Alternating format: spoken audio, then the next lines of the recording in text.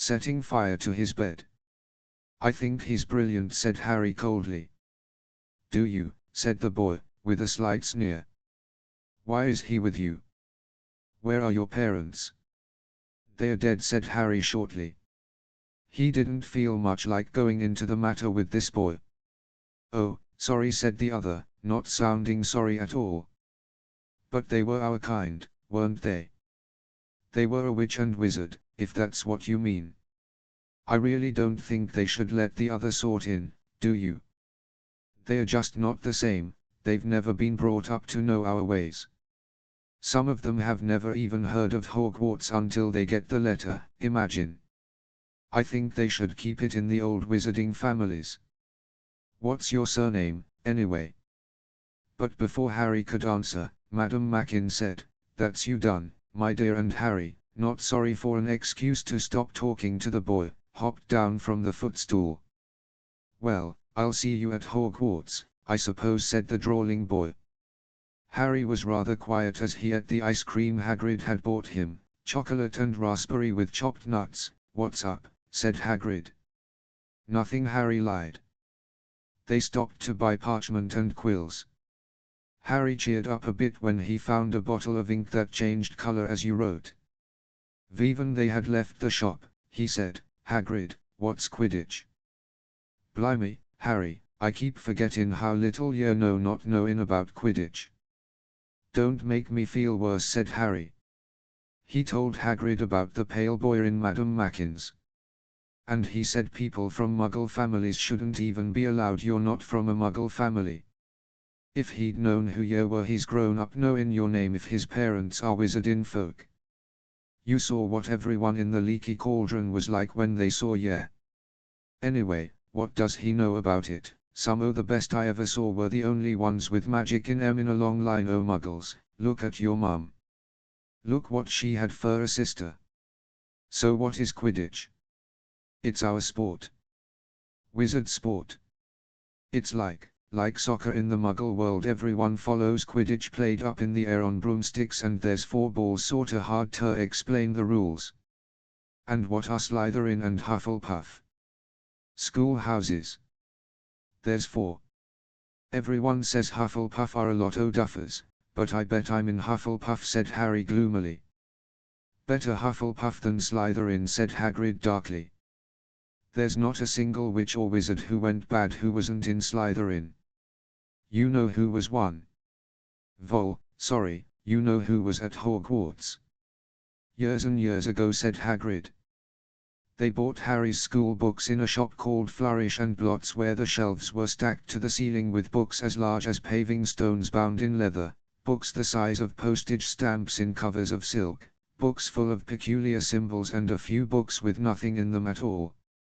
Even Dudley, who never read anything, would have been wild to get his hands on some of these. Hagrid almost had to drag Harry away from curses and counter-curses, bewitch your friends and befuddle your enemies with the latest revenges, hair loss, jelly-legs, tongue-tying, and much, much more, by Professor Vindictus Viridian. "I was trying to find out how to curse Dudley." "I'm not saying that's not a good idea, but you're not to use magic in the Muggle world except in very special circumstances," said Hagrid. "And anyway, you couldn't work any of them curses yet. You'll need a lot more study before you get to that level." Hagrid wouldn't let Harry buy a solid gold cauldron, either. "It says pewter on your list, but they got a nice set of scales for weighing potion ingredients and a collapsible brass telescope." Then they visited the apothecary, which was fascinating enough to make up for its horrible smell, a mixture of bad eggs and rotted cabbages. Barrels of slimy stuff stood on the floor, jars of herbs, dried roots, and bright powders lined the walls, bundles of feathers, strings of fangs, and snarled claws hung from the ceiling. While Hagrid asked the man behind the counter for a supply of some basic potion ingredients for Harry, Harry himself examined silver unicorn horns at 21 galleons each and minuscule, glittery black beetle eyes, 5 nuts a scoop. Outside the apothecary, Hagrid checked Harry's list again. "Just your wand left a year, and I still haven't got you a birthday present." Harry felt himself go red. You don't have to, I know I don't have to. Tell ya what, I'll get your animal. Not a toad, toads went out of fashion years ago, yeah DB laughed at, and I don't like cats, they make me sneeze. I'll get your an owl. All the kids want owls, they are dead useful, carry your mail and everything. 20 minutes later, they left Elop's Owl Emporium, which had been dark and full of rustling and flickering, jewel-bright eyes. Harry now carried a large cage that held a beautiful snowy owl, fast asleep with her head under her wing. He couldn't stop stammering his thanks, sounding just like Professor Quirrell. "Don't mention it," said Hagrid gruffly. "Don't expect you've had a lot of presents from them Dursleys. Just Ollivanders left now, only place fur wands, Ollivanders, and you gotta have the best wand. A magic wand." This was what Harry had been really looking forward to. The last shop was narrow and shabby. Peeling gold letters over the door read Ollivanders, makers of fine wands since 382 BC. A single wand lay on a faded purple cushion in the dusty window. A tinkling bell rang somewhere in the depths of the shop as they stepped inside. It was a tiny place, empty except for a single, spindly chair that Hagrid sat on to wait. Harry felt strangely as though he had entered a very strict library. He swallowed a lot of new questions that had just occurred to him and looked instead at the thousands of narrow boxes piled neatly right up to the ceiling. For some reason, the back of his neck prickled.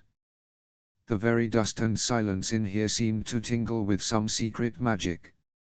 "Afternoon," said a soft voice. Harry jumped. Hagrid must have jumped, too, because there was a loud crunching noise and he got quickly off the spindly chair. An old man was standing before them, his wide, pale eyes shining like moons through the gloom of the shop. "Hello," said Harry awkwardly. "Ah yes," said the man.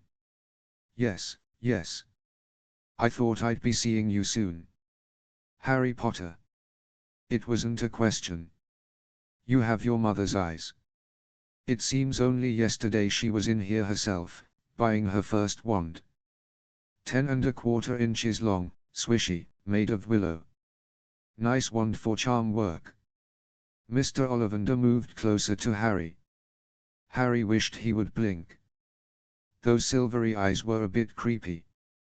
"Your father, on the other hand, favored a mahogany wand. 11 inches. Pliable. A little more power and excellent for transfiguration." "Well, I say your father favored it, it's really the wand that the wizard, of course." Mr. Ollivander had come so close that he and Harry were almost nose to nose. Harry could see himself reflected in those misty eyes. "And that's where." Mr. Ollivander touched the lightning scar on Harry's forehead with a long, white finger. "I'm sorry to say I sold the wand that did it," he said softly. 13½ inches. "You. Powerful wand, very powerful, and in the wrong hands. Well, if I'd known what that wand was going out into the world to do." He shook his head and then, to Harry's relief, spotted Hagrid. "Rubus. Rubus Hagrid. How nice to see you again, Oak, 16 inches, rather bendy, wasn't it?" "It was, sir, yes," said Hagrid. "GCK, wand, that one. But I suppose they snapped it in half when you got expelled," said Mr. Ollivander, suddenly stern. Yes, they did, yes," said Hagrid, shuffling his feet. "I've still got the pieces, though," he added brightly. "But you don't use them," said Mr. Ollivander sharply. "Oh, no, sir," said Hagrid quickly. Harry noticed he gripped his pink umbrella very tightly as he spoke. Said Mr. Ollivander, giving Hagrid a piercing look. "Well, now Mr. Potter.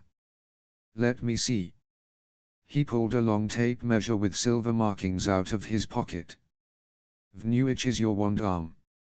"Oh well, I'm right-handed," said Harry. "Hold out your arm. That's it." He measured Harry from shoulder to finger, then wrist to elbow, shoulder to floor, knee to armpit and round his head. As he measured, he said. Every Ollivander wand has a core of a powerful magical substance, Mr. Potter. We use unicorn hairs, phoenix tail feathers, and the heartstrings of dragons. No two Ollivander wands are the same, just as no two unicorns, dragons, or phoenixes are quite the same. And of course, you will never get such good results with another wizard's wand. Harry suddenly realized that the tape measure, which was measuring between his nostrils, was doing this on its own. Mr. Ollivander was flitting around the shelves, taking down boxes. "That will do," he said, and the tape measure crumpled into a heap on the floor. "Right then, Mr. Potter. Try this one. Beechwood and dragon heartstring. 9 inches. Nice and flexible. Just take it and give it a wave." Harry took the wand and, feeling foolish, waved it around a bit, but Mr. Ollivander snatched it out of his hand almost at once. "Maple and phoenix feather. 7 inches. Quite whippy." Try. Harry tried, but he had hardly raised the wand when it, too, was snatched back by Mr. Ollivander. "No, no, here, ebony and unicorn hair, 8.5 inches, springy. Go on, it out." Harry tried. And tried. He had no idea what Mr. Ollivander was waiting for.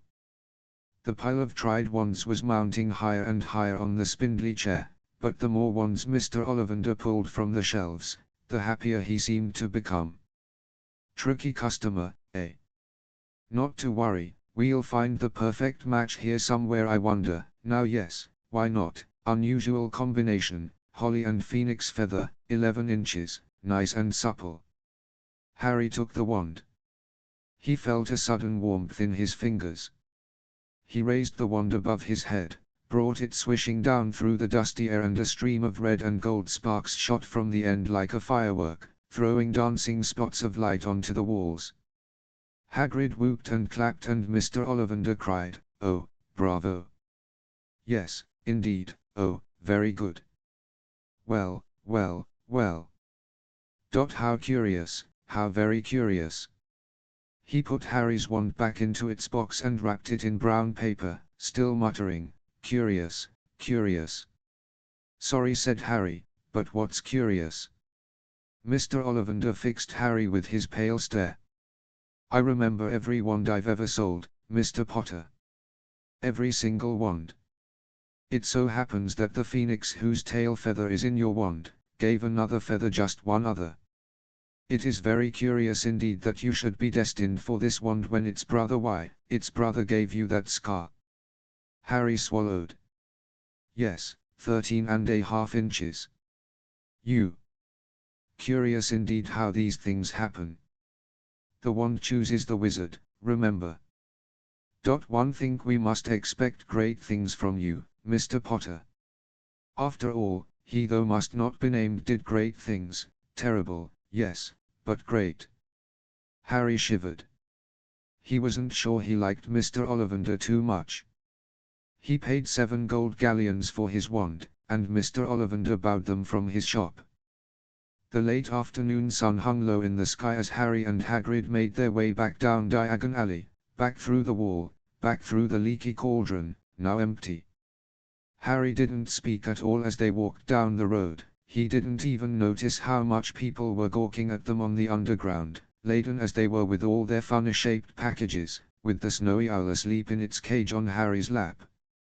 Up another escalator, out into Paddington Station. Harry only realized where they were when Hagrid tapped him on the shoulder. "Got time for a bite to eat before your train leaves?" he said. He bought Harry a hamburger and they sat down on plastic seats to eat them. Harry kept looking around. Everything looked so strange, somehow. "You all right, Harry?" "You're very quiet," said Hagrid. Harry wasn't sure he could explain. He'd just had the best birthday of his life and yet he chewed his hamburger, trying to find the words. "Everyone thinks I'm special," he said at last. "All those people in the leaky cauldron, Professor Quirrell, Mr. Ollivander, but I don't know anything about magic at all. How can they expect great things? I'm famous and I can't even remember what I'm famous for. I don't know what happened when the night my parents died. Hagrid leaned across the table. Behind the wild beard and eyebrows he wore a very kind smile. Don't you worry, Harry. You'll learn fast enough. Everyone starts at the beginning at Hogwarts, you'll be just fine. Just be yourself. I know it's hard. You've been singled out, and that's always hard. But you'll have a great time at Hogwarts. I did still do, matter of fact.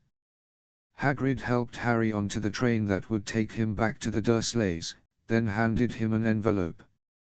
Your ticket for Hogwarts, he said. 1st September King's Cross, it's all on your ticket. Any problems with the Dursleys, send me a letter with your owl, she'll know where to find me. See you soon, Harry. The train pulled out of the station. Harry wanted to watch Hagrid until he was out of sight. He rose in his seat and pressed his nose against the window, but he blinked and Hagrid had gone. HP1, Harry Potter and the Sorcerer's Stone CHAPTER 6. The journey from platform 9 3/4 HRS last month with the Dursleys wasn't fun.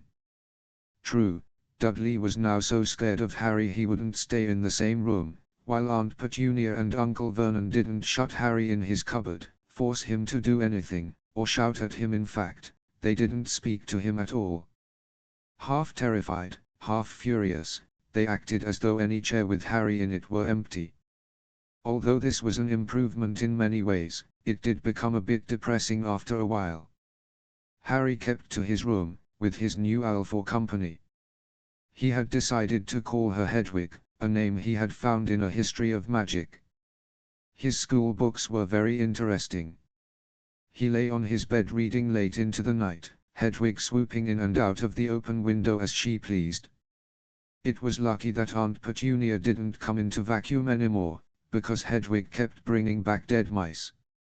Every night before he went to sleep, Harry ticked off another day on the piece of paper he had pinned to the wall, counting down to September the 1st.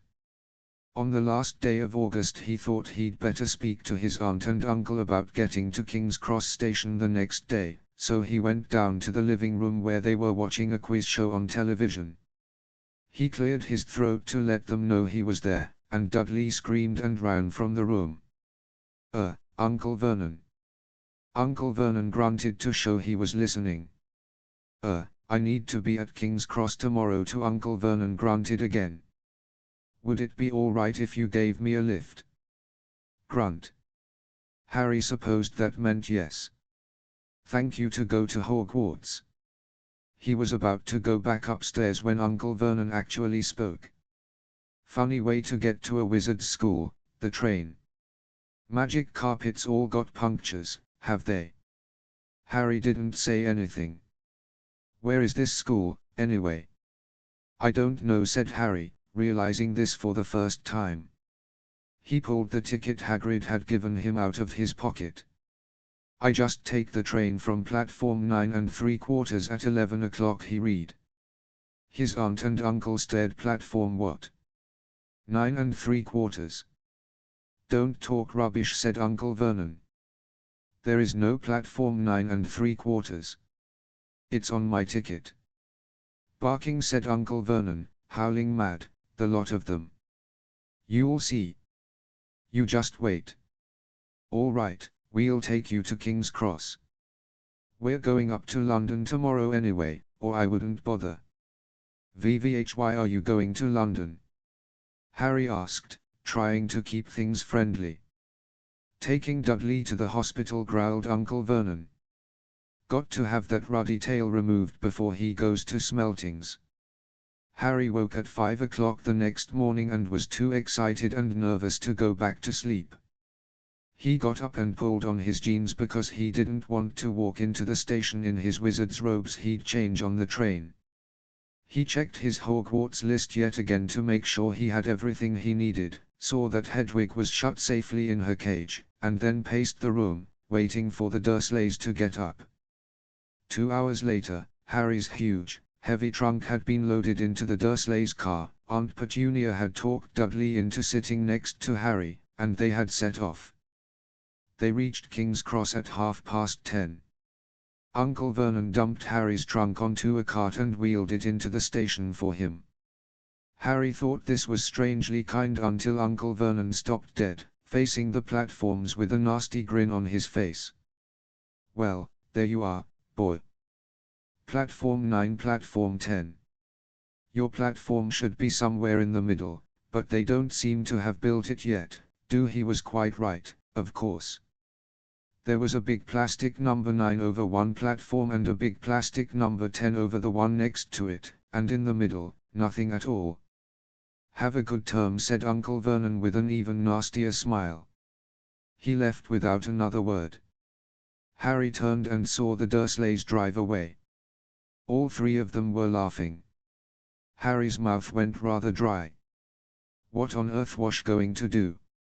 He was starting to attract a lot of funny looks, because of Hedwig. He'd have to ask someone. He stopped a passing guard, but didn't dare mention platform 9 3/4. The guard had never heard of Hogwarts, and when Harry couldn't even tell him what part of the country it was in, he started to get annoyed, as though Harry was being stupid on purpose. Getting desperate, Harry asked for the train that left at 11 o'clock, but the guard said there wasn't one. In the end the guard strode away, muttering about time wasters. Harry was now trying hard not to panic. According to the large clock over the arrivals board, he had 10 minutes left to get on the train to Hogwarts, and he had no idea how to do it. He was stranded in the middle of a station with a trunk he could hardly lift, a pocket full of wizard money, and a large owl. Hagrid must have forgotten to tell him something you had to do, like tapping the third brick on the left to get into Diagon Alley. He wondered if he should get out his wand and start tapping the ticket inspector's stand between platforms 9 and 10. At that moment a group of people passed just behind him and he caught a few words of what they were saying. Packed with muggles, of course. Harry swung round. The speaker was a plump woman who was talking to four boys, all with flaming red hair. Each of them was pushing a trunk like Harry's in front of him, and they had an owl. Heart hammering, Harry pushed his cart after them. They stopped and so did he, just near enough to hear what they were saying. "Now, what's the platform number?" said the boy's mother. 9 3/4, piped a small girl, also red-headed, who was holding her hand. "Mom, can't I go?" "You're not old enough, Ginny, now be quiet." "All right, Percy, you go first." What looked like the oldest boy marched toward platforms 9 and 10. Harry watched, careful not to blink in case he missed it, but just as the boy reached the dividing barrier between the two platforms, a large crowd of tourists came swarming in front of him, and by the time the last backpack had cleared away, the boy had vanished. "Fred, you next," the plump woman said. "I'm not Fred, I'm George," said the boy. "Honestly, woman, you call yourself our mother. Can't you tell I'm George?" "Sorry, George, dear. Only joking, I am Fred," said the boy, and off he went. His twin called after him to hurry up, and he must have done so, because a second later, he had gone, but how had he done it?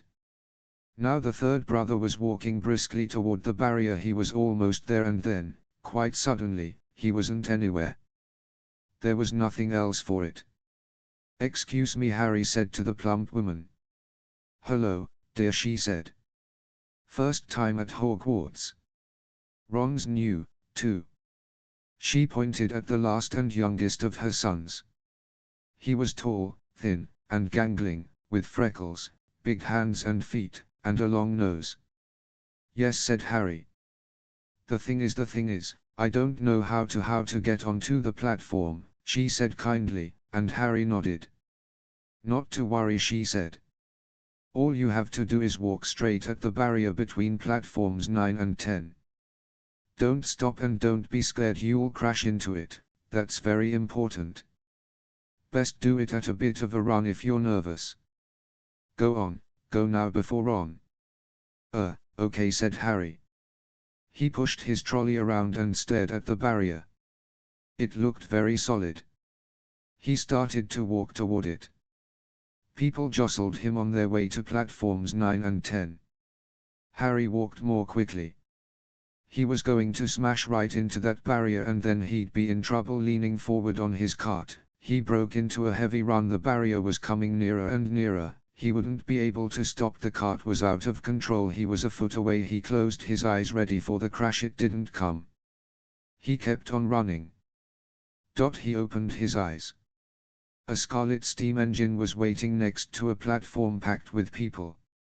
A sign overhead said Hogwarts Express, 11 o'clock. Harry looked behind him and saw a wrought iron archway where the barrier had been, with the words Platform 9 and 3/4 on it. He had done it. Smoke from the engine drifted over the heads of the chattering crowd, while cats of every color wound here and there between their legs. Owls hooted to one another in a disgruntled sort of way over the babble and the scraping of heavy trunks. The first few carriages were already packed with students, some hanging out of the window to talk to their families, some fighting over seats. Harry pushed his cart off down the platform in search of an empty seat.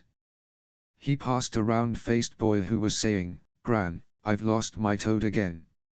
"Oh, Neville," he heard the old woman sigh. A boy with dreadlocks was surrounded by a small crowd. "Give us a look, Lee, go on." The boy lifted the lid of a box in his arms, and the people around him shrieked and yelled as something inside poked out a long, hairy leg. Harry pressed on through the crowd until he found an empty compartment near the end of the train. He put Hedwig inside first and then started to shove and heave his trunk toward the train door. He tried to lift it up the steps but could hardly raise one end, and twice he dropped it painfully on his foot. "Want a hand?" It was one of the red-haired twins he'd followed through the barrier. "Yes, please," Harry panted. "Oh, Fred. Seymour and help." With the twins' help, Harry's trunk was at last tucked away in a corner of the compartment. "Thanks," said Harry, pushing his sweaty hair out of his eyes. "What's that?" said one of the twins suddenly, pointing at Harry's lightning scar. "Blimey," said the other twin. "Are you?" "He is," said the first twin. "Aren't you?" he added to Harry. "What?" said Harry. "Harry Potter," chorused the twins. "Oh, him," said Harry. "I mean, yes, I am." The two boys gawked at him, and Harry felt himself turning red. Then, to his relief, a voice came floating in through the train's open door. "Fred. George. Are you there?" "Coming, Mom." With a last look at Harry, the twins hopped off the train. Harry sat down next to the window where, half hidden, he could watch the red-haired family on the platform and hear what they were saying. Their mother had just taken out her handkerchief. "Ron, you've got something on your nose." The youngest boy tried to jerk out of the way, but she grabbed him and began rubbing the end of his nose. "Mom, Droff," he wriggled free. "Alright, has ickle Ronnie got something on his nosy," said one of the twins. "Shut up," said Ron. "Where's Percy?" said their mother. "He's coming now." The oldest boy came striding into sight. He had already changed into his billowing black Hogwarts robes, and Harry noticed a shiny silver badge on his chest with the letter P on it. "Can't stay long, Mother," he said. "I'm up front. The prefects have got 2 compartments to themselves." "Oh, are you a prefect, Percy?" said one of the twins, with an air of great surprise. "You should have said something, we had no idea." "Hang on, I think I remember him saying something about it," said the other twin. "Once or twice a minute all summer." "Oh, shut up," said Percy the prefect. "How come Percy gets new robes, anyway?" said one of the twins. "Because he's a prefect," said their mother fondly. "All right, dear, well, have a good term, send me an owl when you get there." She kissed Percy on the cheek and he left. Then she turned to the twins. "Now, you two, this year, you behave yourselves. If I get one more owl telling me you've blown up a toilet or blown up a toilet." "We've never blown up a toilet." "Great idea though, thanks, Mom. It's not funny. And look after Ron. Don't worry, Ickle Ronikins is safe with us. Shut up, said Ron again. He was almost as tall as the twins already, and his nose was still pink where his mother had rubbed it. Hey, Mom, guess what? Guess who we just met on the train? Harry leaned back quickly so they couldn't see him looking. You know that black-haired boy who was near us in the station? Know who he is? Harry Potter. Harry heard the little girl's voice. Oh, Mom, can I go on the train and see him, Mom, please? You've already seen him, Ginny, and the poor boy isn't something you goggle at in a zoo. Is he really, Fred? How do you know? Asked him. Saw his scar. It's really there like lightning. Poor dear, no wonder he was alone, I wondered. He was ever so polite when he asked how to get onto the platform. Never mind that, do you think he remembers what you know Ho looks like? Their mother suddenly became very stern. I forbid you to ask him, Fred. No, don't you dare. As though he needs reminding of that on his first day at school. All right, keep your hair on. A whistle sounded. Hurry up, their mother said, and the three boys clambered onto the train. They leaned out of the window for her to kiss them goodbye, and their younger sister began to cry. Don't, Ginny, we'll send you loads of owls. We'll send you a Hogwarts toilet seat. George. Only joking, Mom. The train began to move.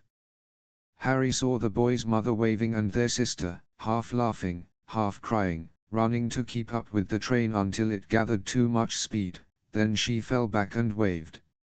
Harry watched the girl and her mother disappear as the train rounded the corner. Houses flashed past the window. Harry felt a great leap of excitement. He didn't know what he was going to, but it had to be better than what he was leaving behind. The door of the compartment slid open and the youngest red-headed boy came. Anyone sitting there? He asked, pointing at the seat opposite Harry. Everywhere else is full. Harry shook his head and the boy sat down. He glanced at Harry and then looked quickly out of the window, pretending he hadn't looked. Harry saw he still had a black mark on his nose. Hey, Ron. The twins were back. Listen, we're going down the middle of the train. Lee Jordan's got a giant tarantula down there. Right, mumbled Ron. Harry said the other twin, did we introduce ourselves? Fred and George Weasley. And this is Ron, our brother.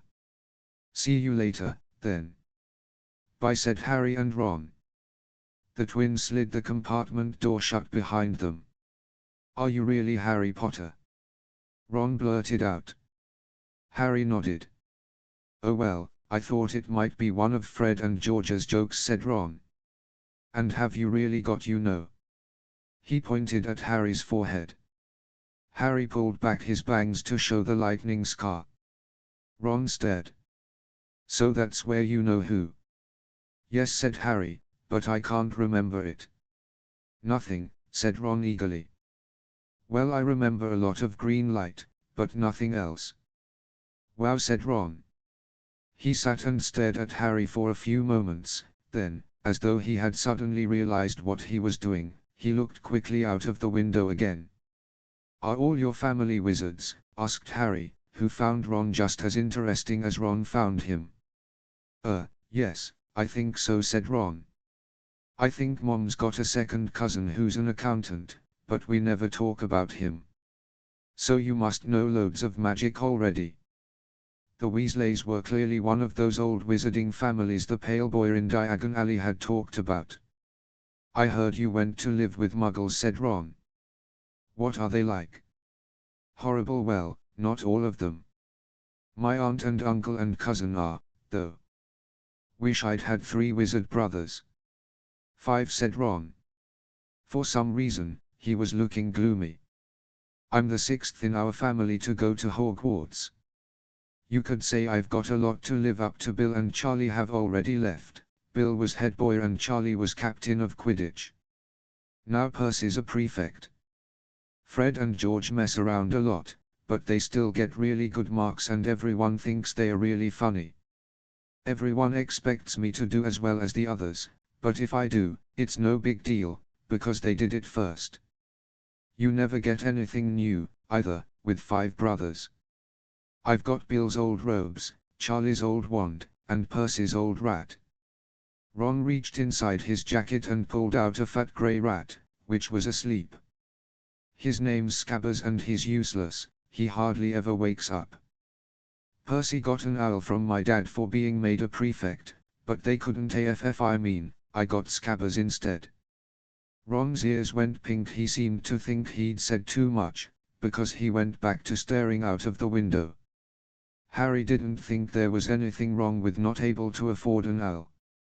After all, he'd never had any money in his life until a month ago, and he told Ron so, all about having to wear Dudley's old clothes and never getting proper birthday presents. This seemed to cheer Ron up. And until Hagrid told me, I didn't know anything about being a wizard or about my parents or Voldemort. Ron gasped. What? Said Harry. You said you know whose name, said Ron, sounding both shocked and impressed. I'd have thought you, of all people. I'm not trying to be brave or anything, saying the name, said Harry, I just never knew you shouldn't. See what I mean? I've got loads to learn. One bet, he added, voicing for the first time something that had been worrying him a lot lately, I bet I'm the worst in the class. You won't be. There's loads of people who come from Muggle families and they learn quick enough. While they had been talking, the train had carried them out of London. Now they were speeding past fields full of cows and sheep. They were quiet for a time, watching the fields and lanes flick past. Around 12:30 there was a great clattering outside in the corridor and a smiling, dimpled woman slid back their door and said, "Anything off the cart, dears?" Harry, who hadn't had any breakfast, leapt to his feet, but Ron's ears went pink again and he muttered that he'd brought sandwiches. Harry went out into the corridor. He had never had any money for candy with the Dursleys, and now that he had pockets rattling with gold and silver he was ready to buy as many Mars bars as he could carry, but the woman didn't have Mars bars. What she did have were Betty Bott's every flavor beans, Drooble's best blowing gum, chocolate frogs, pumpkin pasties, cauldron cakes, licorice wands, and a number of other strange things Harry had never seen in his life. Not wanting to miss anything, he got some of everything and paid the woman 11 silver sickles and 7 bronze nuts. Ron stared as Harry brought it all back into the compartment and tipped it onto an empty seat. "Hungry, are you?" "Starving," said Harry, taking a large bite out of a pumpkin pasty. Ron had taken out a lumpy package and unwrapped it. There were 4 sandwiches inside. He pulled one of them apart and said, "She always forgets I don't like corned beef." "Swap you for one of these," said Harry, holding up a pasty. "Go on, you don't want this, it's all dry," said Ron. "She hasn't got much time," he added quickly, "you know, with 5 of us." "Go on, have a pasty," said Harry, who had never had anything to share before or, indeed, anyone to share it with. It was a nice feeling, sitting there with Ron, eating their way through all Harry's pasties, cakes, and candies. The sandwiches lay forgotten. "What are these?" Harry asked Ron, holding up a pack of chocolate frogs. "They're not really frogs, are they?" He was starting to feel that nothing would surprise him. "No," said Ron. "But see what the card is. I'm missing Agrippa." "What?" "Oh, of course, you wouldn't know chocolate frogs have cards, inside them, you know, to collect famous witches and wizards. I've got about 500, but I haven't got Agrippa or Ptolemy." Harry unwrapped his chocolate frog and picked up the card. It showed a man's face. He wore half-moon glasses, had a long, crooked nose, and flowing silver hair, beard, and mustache. Underneath the picture was the name Albus Dumbledore. "So this is Dumbledore," said Harry. "Don't tell me you'd never heard of Dumbledore," said Ron. Can I have a frog? I might get Agrippa, thanks. Harry turned over his card and read, Albus Dumbledore, currently headmaster of Hogwarts. See on, cited by many the greatest wizard of modern times. Dumbledore is particularly famous for his defeat of the dark wizard Grindelwald in 1945, for the discovery of the 12 uses of dragon's blood, and his work on alchemy with his partner, Nicholas Flamel. Professor Dumbledore enjoys chamber music and 10-pin bowling. Harry turned the card back over and saw, to his astonishment, that Dumbledore's face had disappeared. He's gone. Well, you can't expect him to hang around all day, said Ron. He'll be back. No, I've got Morgana again, and I've got about 6 of her. Do you want it? You can start collecting.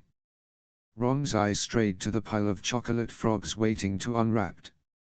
Help yourself, said Harry. But you know, the Muggle world, people just stay put in photos. Do they? What, they don't move at all? Ron sounded amazed. Weird. Harry stared as Dumbledore sidled back into the picture on his card and gave him a small smile. Ron was more interested in eating the frogs than looking at the famous witches and wizards cards, but Harry couldn't keep his eyes off them. Soon he had not only Dumbledore and Morgana, but Hengist of Woodcroft, Alberic Grunion, Circe, Paracelsus, and Merlin. He finally tore his eyes away from the Druidess Cleodna, who was scratching her nose, to open a bag of Bertie Bott's every flavor beans. You want to be careful with those, Ron warned Harry. Even they say every flavor, they mean every flavor, you know. You get all the ordinary ones like chocolate and peppermint and marmalade, but then you can get spinach and liver and tripe. George reckons he had a one once. Ron picked up a green bean, looked at it carefully, and bit into a corner. Blearaxi. Sprouts. They had a good time eating the every flavor beans. Harry got toast, coconut, baked bean, strawberry, curry, grass, coffee, sardine, and was even brave enough to nibble the end off a funny grey one Ron wouldn't touch, which turned out to be pepper. The countryside now flying past the window was becoming wilder. The neat fields had gone. Now there were woods, twisting rivers, and dark green hills. There was a knock on the door of their compartment, and the round-faced boy Harry had passed on platform 9 3/4 came in. He looked tearful. Sorry, he said, but have you seen a toad at all? When they shook their heads, he wailed, I've lost him. He keeps getting away from me. He'll turn up, said Harry. Yes, said the boy miserably. Well, if you see him. He left. Don't know why he's so bothered, said Ron. If I'd brought a toad I'd lose it as quick as I could. Mind you, I brought Scabbers, so I can't talk. The rat was still snoozing on Ron's lap. He might have died and you wouldn't know the difference, said Ron in disgust. I tried to turn him yellow yesterday to make him more interesting, but the spell didn't work. I'll show you, look. He rummaged around in his trunk and pulled out a very battered-looking wand. It was chipped in places and something white was glinting at the end. Unicorn hairs nearly poking out. Anyway, he had just raised his wand when the compartment door slid open again. The toadless boy was back, but this time he had a girl with him. She was already wearing her new Hogwarts robes. Has anyone seen a toad? Neville's lost one, she said. She had a bossy sort of voice, lots of bushy brown hair, and rather large front teeth. We've already told him we haven't seen it, said Ron, but the girl wasn't listening. She was looking at the wand in his hand. Oh, are you doing magic? Let's see it, then. She sat down. Ron looked taken aback. All right. He cleared his throat. Sunshine, daisies, buttermellow, turn this stupid, fat rat yellow. He waved his wand, but nothing happened. Scabbers stayed grey and fast asleep. Are you sure that's a real spell? Said the girl. Well, it's not very good, is it? I've tried a few simple spells just for practice and it's all worked for me. in my family's magic at all. It was ever such a surprise when I got my letter, but I was ever so pleased. Of course, I mean, it's the very best school of witchcraft there is. I've heard I've learned all our course books by heart. Of course, I just hope it will be enough. I'm Hermione Granger. By the way, who are you? She said all this very fast. Harry looked at Ron, and was relieved to see by his stunned face that he hadn't learned all the course books by heart either. I'm Ron Weasley, Ron muttered. Harry Potter, said Harry. Are you really? Said Hermione. I know all about you, of course. I got a few extra books, for background reading, and you're in modern magical history and the rise and fall of the dark arts and great wizarding events of the 20th century. Am I? Said Harry, feeling dazed. Goodness, didn't you know? I'd have found out everything I could if it was me, said Hermione. Do either of you know what house you'll be in? I've been asking around, and I hope I'm in Gryffindor. It sounds by far the best. I hear Dumbledore himself was in it, but I suppose Ravenclaw wouldn't be too bad. Anyway, we'd better go and look for Neville's toad. You two had better change, you know, I expect we'll be there soon. And she left, taking the toadless boy with her. Whatever house I'm in, I hope she's not in it, said Ron. He threw his wand back into his trunk. Stupid spell, George gave it to me, bet he knew it was a dud. What house are your brothers in? Asked Harry. Gryffindor, said Ron. Gloom seemed to be settling on him again. Mom and Dad were in it, too. I don't know what they'll say if I'm not. I don't suppose Ravenclaw would be too bad, but imagine if they put me in Slytherin. That's the house Vol, I mean, you know who was in. Yeah, said Ron. He flopped back into his seat, looking depressed. You know, I think the ends of Scabbers' whiskers are a bit lighter, said Harry, trying to take Ron's mind off houses. So what do your oldest brothers do now that they've left, anyway?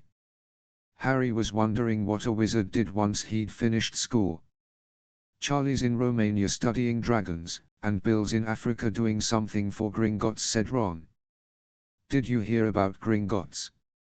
It's been all over the Daily Prophet, but I don't suppose you get that with the Muggles. Someone tried to rob a high-security vault. Harry stared. Really? What happened to them? Nothing, that's why it's such big news. They haven't been caught. My dad says it must have a powerful dark wizard to get round Gringotts, but they don't think they took anything. That's what's odd. Course, everyone gets scared when something like this happens, in case you know who's behind it. Harry turned this news over in his mind. He was starting to get a prickle of fear every time you know who was mentioned. He supposed this was all part of entering the magical world, but it had been a lot more comfortable saying Voldemort without worrying. What's your Quidditch team? Ron asked. I don't know any. Harry confessed. What? Ron looked dumbfounded. Oh, you wait, it's the best game in the world, and he was off, explaining all about the 4 balls and the positions of the 7 players, describing famous games he'd been to with his brothers and the broomstick he'd like to get if he had the money. He was just taking Harry through the finer points of the game when the compartment door slid open yet again, but it wasn't Neville the toadless boy, or Hermione Granger. This time, 3 boys entered, and Harry recognized the middle one at once. It was the pale boy from Madame Mackin's robe shop. He was looking at Harry with a lot more interest than he'd shown back in Diagon Alley. Is it true? He said. They're saying all down the train that Harry Potter's in this compartment. So it's you, is it? Yes, said Harry. He was looking at the other boys. Both of them were thick-set and looked extremely mean. Standing on either side of the pale boy, they looked like bodyguards. Oh, this is Crabbe and this is Goyle, said the pale boy carelessly, noticing where Harry was looking. And my name's Malfoy, Draco Malfoy. Ron gave a slight cough, which might have been hiding a snigger. Draco Malfoy looked at him. Think my name's funny, do you? No need to ask who you are. My father told me all the Weasleys have red hair, freckles, and more children than they can afford. He turned back to Harry. You'll soon find out some wizarding families are much better than others, Potter. You don't want to go making friends with the wrong sort. I can help you there. He held out his hand to shake Harry's, but Harry didn't take it. I think I can tell who the wrong sort are for myself, thanks, he said coolly. Draco Malfoy didn't go red, but a pink tinge appeared in his pale cheeks. I'd be careful if I were you, Potter, he said slowly. Unless you're a bit politer, you'll go the same way as your parents. They didn't know what was for them, either. You hang around with riffraff like the Weasleys and that Hagrid, and it'll rub off on you. Both Harry and Ron stood up. Say that again, Ron said, his face as red as his hair. Oh, you're going to fight us, are you?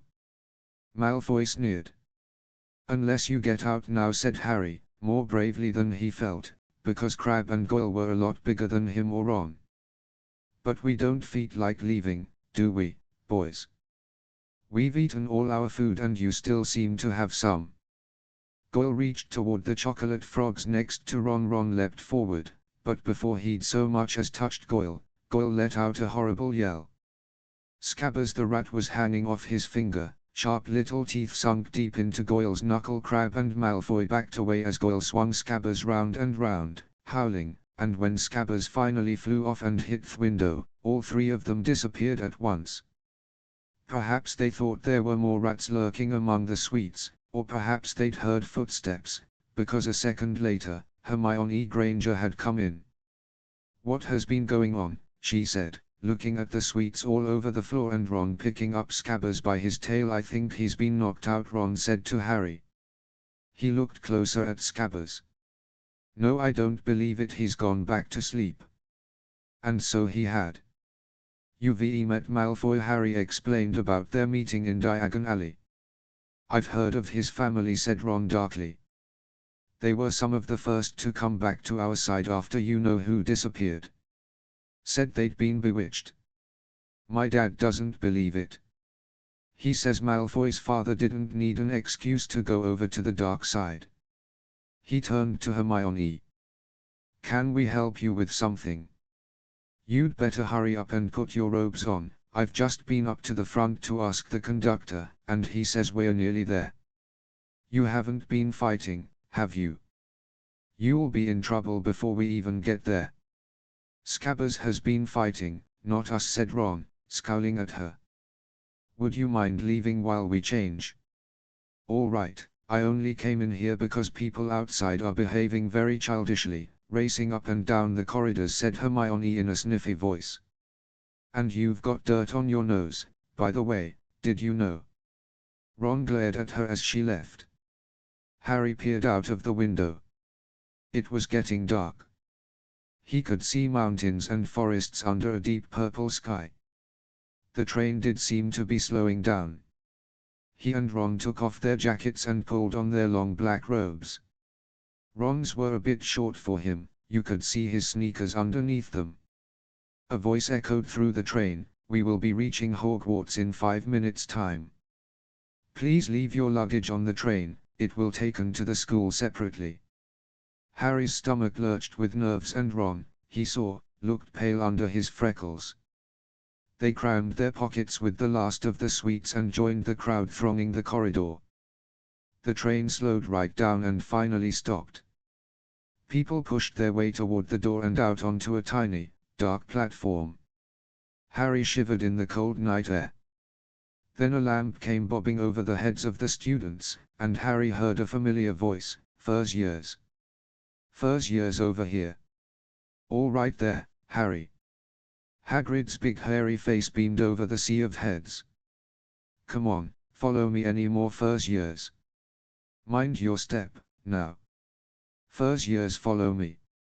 Slipping and stumbling, they followed Hagrid down what seemed to a steep, narrow path. It was so dark on either side of them that Harry thought there must be thick trees there. Nobody spoke much. Neville, the boy who kept losing his toad, sniffed once or twice. "You'll get your first sight o' Hogwarts in a sec," Hagrid called over his shoulder, "just round this bend here." There was a loud ooh-hoo. The narrow path had opened suddenly onto the edge of a great black lake. Perched atop a high mountain on the other side, its windows sparkling in the starry sky, was a vast castle with many turrets and towers. "No more N4 to a boat," Hagrid called, pointing to a fleet of little boats sitting in the water by the shore. Harry and Ron were followed into their boat by Neville and Hermione. "Everyone in," shouted Hagrid, who had a boat to himself. "Right then, forward." And the fleet of little boats moved off all at once, gliding across the lake, which was as smooth as glass. Everyone was silent, staring up at the great castle overhead. It towered over them as they sailed nearer and nearer to the cliff on which it stood. "Heads down," yelled Hagrid as the first boats reached the cliff. They all bent their heads and the little boats carried them through a curtain of ivy that hid a wide opening in the cliff face. They were carried along a dark tunnel, which seemed to be taking them right underneath the castle, until they reached a kind of underground harbor, where they clambered out onto rocks and pebbles. "Oh, you there? Is this your Toad?" said Hagrid, who was checking the boats as people climbed out of them. "Trevor," cried Neville blissfully, holding out his hands. Then they clambered up a passageway in the rock after Hagrid's lamp, coming out at last onto smooth, damp grass right in the shadow of the castle. They walked up a flight of stone steps and crowded around the huge, oak front door. "Everyone here? You there, still got your Toad?" Hagrid raised a gigantic fist and knocked 3 times on the castle door. HP1, Harry Potter and the Sorcerer's Stone. CHAPTER 7. The Sorting Hat Tee door swung open at once. A tall, black-haired witch in emerald green robes stood there. She had a very stern face and Harry's first thought was that this was not someone to cross. "The first years, Professor McGonagall," said Hagrid. "Thank you, Hagrid. I will take them from here." She pulled the door wide.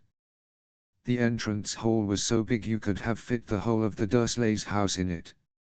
The stone walls were lit with flaming torches like the ones at Gringotts, the ceiling was too high to make out, and a magnificent marble staircase facing them led to the upper floors. They followed Professor McGonagall across the flagged stone floor. Harry could hear the drone of hundreds of voices from a doorway to the right. The rest of the school must already be here, but Professor McGonagall showed the first years into a small, empty chamber of the hall.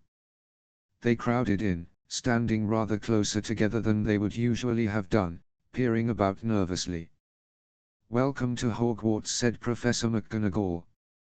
"The start of term banquet will begin shortly, but before you take your seats in the Great Hall, you will be sorted into your houses. The sorting is a very important ceremony because, while you are here, your house will be something like your family within Hogwarts. You will have classes with the rest of your house, sleep in your house dormitory, and spend free time in your house common room.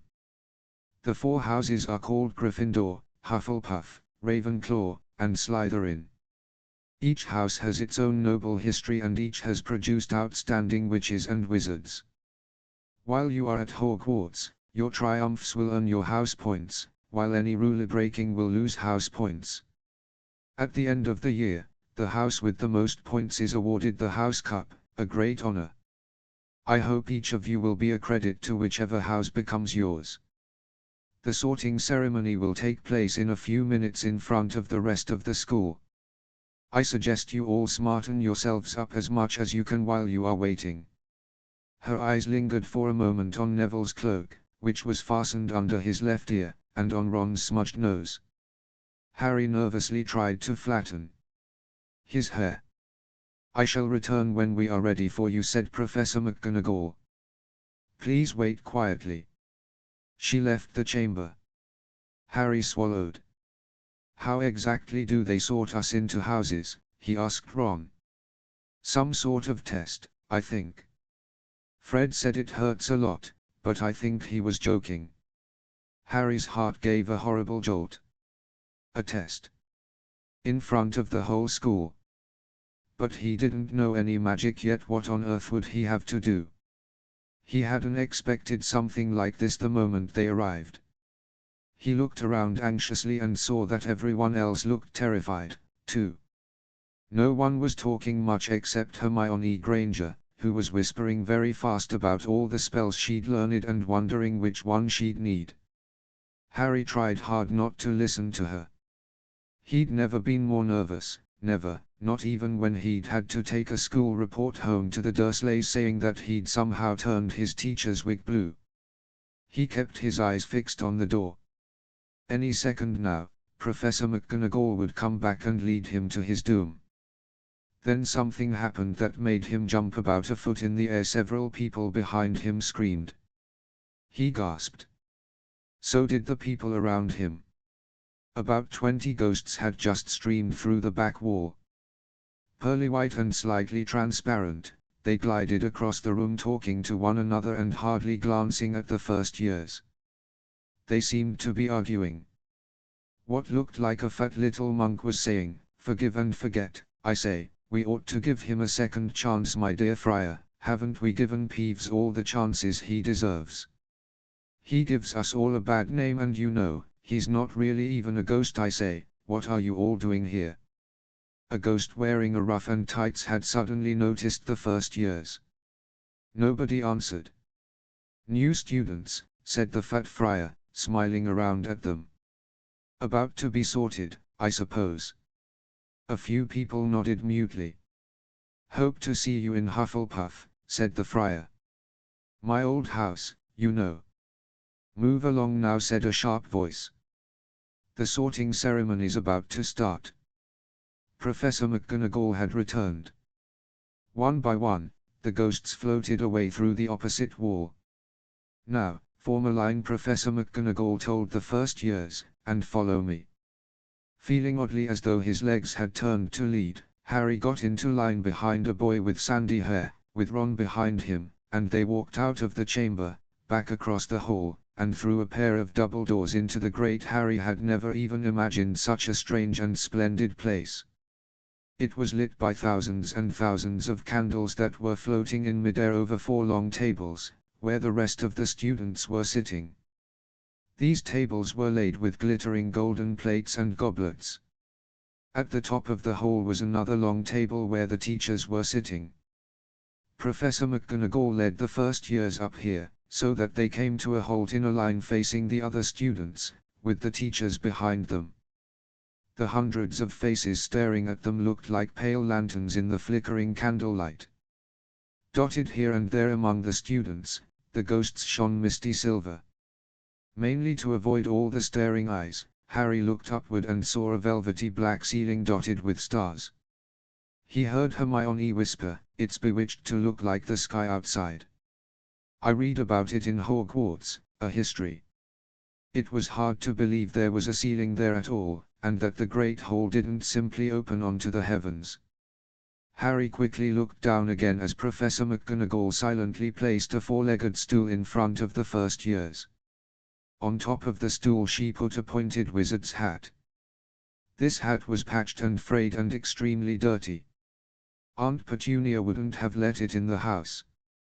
Maybe they had to try and get a rabbit out of it, Harry thought wildly. That seemed the sort of thing. Noticing that everyone in the hall was now staring at the hat, he stared at it, too. For a few seconds, there was complete silence. Then the hat twitched.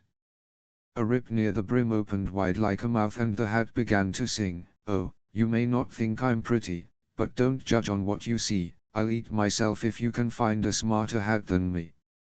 You can keep your bowlers black, your top hats sleek and tall, for I'm the Hogwarts sorting hat and I can cap them all.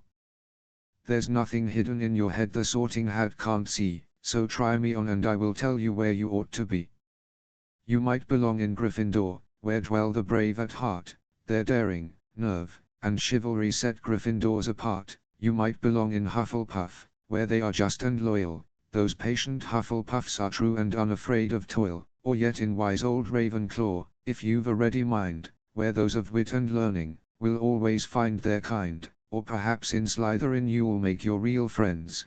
Those cunning folk use any means to achieve their ends. So put me on. Don't be afraid. And don't get in a flap. You're in safe hands, though I have none, for I'm a thinking cap. The whole hall burst into applause as the hat finished its song. It bowed to each of the 4 tables and then became quite still again. So we've just got to try on the hat. Ron whispered to Harry. I'll kill Fred, he was going on about wrestling a troll. Harry smiled weakly. Yes, trying on the hat was a lot better than having to do a spell, but he did wish they could have tried it on without everyone watching. The hat seemed to be asking rather a lot. Harry didn't feel brave or quick-witted or any of it at the moment. If only the hat had mentioned a house for people who felt a bit queasy, that would have been the one for him. Professor McGonagall now stepped forward holding a long roll of parchment. When I call your name, you will put on the hat and sit on the stool to be sorted, she said. Abbott, Hannah. A pink-faced girl with blonde pigtails stumbled out of line, put on the hat, which fell right down over her eyes, and sat down. A moment's pause. Hufflepuff, shouted the hat. The table on the right cheered and clapped as Hannah went to sit down at the Hufflepuff table. Harry saw the ghost of the fat friar waving merrily at her. Bones, Susan. Hufflepuff, shouted the hat again, and Susan scuttled off to sit next to Hannah. Boot, Terry. Ravenclaw. The table second from the left clapped this time. Several Ravenclaws stood up to shake hands with Terry as he joined them. Brocklehurst, Mandy went to Ravenclaw too, but Brown, Lavender became the first new Gryffindor, and the table on the far left exploded with cheers. Harry could see Ron's twin brothers catcalling. Bulstrode, Millicent then became a Slytherin. Perhaps it was Harry's imagination, after all he'd heard about Slytherin, but he thought they looked like an unpleasant lot. He was starting to feel definitely sick now. He remembered being picked for teams during gym at his old school. He had always been last to be chosen, not because he was no good, but because no one wanted Dudley to think they liked him. Finch Fletchley, Justin. Hufflepuff. Sometimes, Harry noticed, the hat shouted out the house at once, but at others it took a little while to decide. Finnegan, Seamus the sandy-haired boy next to Harry in the line, sat on the stool for almost a whole minute before the hat declared him a Gryffindor. Granger, Hermione. Hermione almost ran to the stool and jammed the hat eagerly on her head. Gryffindor, shouted the hat. Ron groaned. A horrible thought struck Harry, as horrible thoughts always do when you're very nervous. What if he wasn't chosen at all? What if he just sat there with the hat over his eyes for ages, until Professor McGonagall jerked it off his head and said there had obviously been a mistake and he'd better get back on the train? When Neville Longbottom, the boy who kept losing his toad, was called, he fell over on his way to the stool. The hat took a long time to decide with Neville. When it finally shouted, Gryffindor, Neville ran off still wearing it, and had to jog back amid gales of laughter to give it to MacDougal, Morag. Malfoy swaggered forward when his name was called and got his wish at once. The hat had barely touched his head when it screamed, Slytherin. Malfoy went to join his friends and Goyle, looking pleased with himself. There weren't many people left now. Moon, Not, Parkinson, then a pair of twin girls, Patil and Patil. Then Perks, Sally Ann, and then, at last Potter, Harry. As Harry stepped forward, whispers suddenly broke out like little hissing fires all over the hall. Potter, did she say? The Harry Potter. The last thing Harry saw before the hat dropped over his eyes was the hall full of people craning to get a good look at him. Next second he was looking at the black inside of the hat. He waited. Said a small voice in his ear. Difficult. Very difficult. Plenty of courage, I see. Not a bad mind either. There's talent, oh my goodness, yes, and a nice thirst to prove yourself. Now that's interesting, so where shall I put you? Harry gripped the edges of the stool and thought, not Slytherin, not Slytherin. Not Slytherin, eh, said the small voice. Are you sure? You could be great, you know, it's all here in your head, and Slytherin will help you on the way to greatness, no doubt about that, no. Well, if you're sure, better be Gryffindor. Harry heard the hat shout the last word to the whole hall. He took off the hat and walked shakily toward the Gryffindor table. He was so relieved to have been chosen and not put in Slytherin, he hardly noticed that he was getting the loudest cheer yet. Percy the prefect got up and shook his hand vigorously, while the Weasley twins yelled, "We got Potter! We got Potter!" Harry sat down opposite the ghost in the ruff he'd seen earlier. The ghost patted his arm, giving Harry the sudden, horrible feeling he'd just plunged it into a bucket of ice-cold water. He could see the high table properly now. At the end nearest him sat Hagrid, who caught his eye and gave him the thumbs up. Harry grinned back. And there, in the center of the high table, in a large gold chair, sat Albus Dumbledore. Harry recognized him at once from the card he'd gotten out of the chocolate frog on the train. Dumbledore's silver hair was the only thing in the whole hall that shone as brightly as the ghost's. Harry spotted Professor Quirrell, too, the nervous young man from the Leaky Cauldron. He was looking very peculiar in a large purple turban. And now there were only 3 people left to be sorted. Thomas, Dean, a black boy even taller than Ron, joined Harry at the Gryffindor table. Turpin, Lisa became a Ravenclaw, and then it was Ron's turn. He was pale green by now. Harry crossed his fingers under the table, and a second later the hat had shouted, "Gryffindor." Harry clapped loudly with the rest as Ron collapsed into the chair next to "Well done, Ron, excellent," said Percy Weasley pompously across Harry as Zabinai, Blaise was made a Slytherin. Professor McGonagall rolled up her scroll and took the sorting hat away. Harry looked down at his empty gold plate. He had only just realized how hungry he was. The pumpkin pasties seemed ages ago. Albus Dumbledore had gotten to his feet.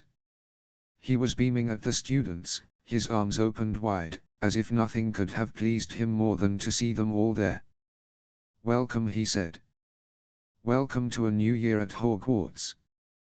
Before we begin our banquet, I would like to say a few words. And here they are: Nitwit, Blubber, Oddment, Tweak. Thank you." He sat back down. Everybody clapped and cheered. Harry didn't know whether to laugh or not. "Is he a bit mad?" he asked Percy uncertainly. "Mad," said Percy airily. "He's a genius. Best wizard in the world. But he is a bit mad, yes." "Potatoes, Harry." Harry's mouth fell open. The dishes in front of him were now piled with food. He had never seen so many things he liked to eat on one table: roast beef, roast chicken, pork chops and lamb chops, sausages, bacon and steak, boiled potatoes, roast potatoes, fries, Yorkshire pudding, peas, carrots, gravy, ketchup, and, for some strange reason, peppermint humbugs. The Dursleys had never exactly starved Harry, but he'd never been allowed to eat as much as he liked. Dudley had always taken anything that Harry really wanted, even if it made him sick. Harry piled his plate with a bit of everything except the peppermints and began to eat. It was all delicious. "That does look good," said the ghost in the ruff sadly, watching Harry cut up his steak. "Can't you?" "I haven't eaten for nearly 500 years," said the ghost. "I don't need to, of course, but one does miss it. I don't think I've introduced myself. Sir Nicholas de Mimsy Porpington at your service. Resident ghost of Gryffindor Tower." "I know who you are," said Ron suddenly. "My brothers told me about you. You're nearly headless Nick." "I would prefer you to call me Sir Nicholas de Mimsy," the ghost began stiffly, but sandy-haired Seamus Finnegan interrupted. "Nearly headless? How can you be nearly headless?" Sir Nicholas, extremely miffed, as if their little chat wasn't going at all the way he wanted. Like this, he said irritably. He seized his left ear and pulled. His whole head swung off his neck and fell onto his shoulder as if it was on a hinge. Someone had obviously tried to behead him, but not done it properly. Looking pleased at the stunned looks on their faces, nearly headless Nick flipped his head back onto his neck, coughed, and said, "So new Gryffindors. I hope you're going to help us win the house championship this year. Gryffindors have never gone so long without winning. Slytherins have got the cup 6 years in a row. The bloody Baron's becoming almost unbearable. He's the Slytherin ghost." Harry looked over at the Slytherin table and saw a horrible ghost sitting there, with blank staring eyes, a gaunt face, and robes stained with silver blood. He was right next to Malfoy, who, Harry was pleased to see, didn't look pleased with the seating arrangements. "How did he get covered in blood?" asked Seamus with great interest. "I've never asked," said nearly headless Nick delicately. When everyone had eaten as much as they could, the remains of the food faded from the plates, leaving them sparkling clean as before. A moment later the desserts appeared. Blocks of ice cream in every flavor you could think of, apple pies, treacle tarts, chocolate eclairs and jam donuts, trifle, strawberries, jello, rice pudding. As Harry helped himself to a treacle tart, the talk turned to their families. "I'm half and half," said Seamus. "Me dad's a muggle. Mom didn't tell him she was a witch till after they were married. Bit of a nasty shock for him." The others laughed.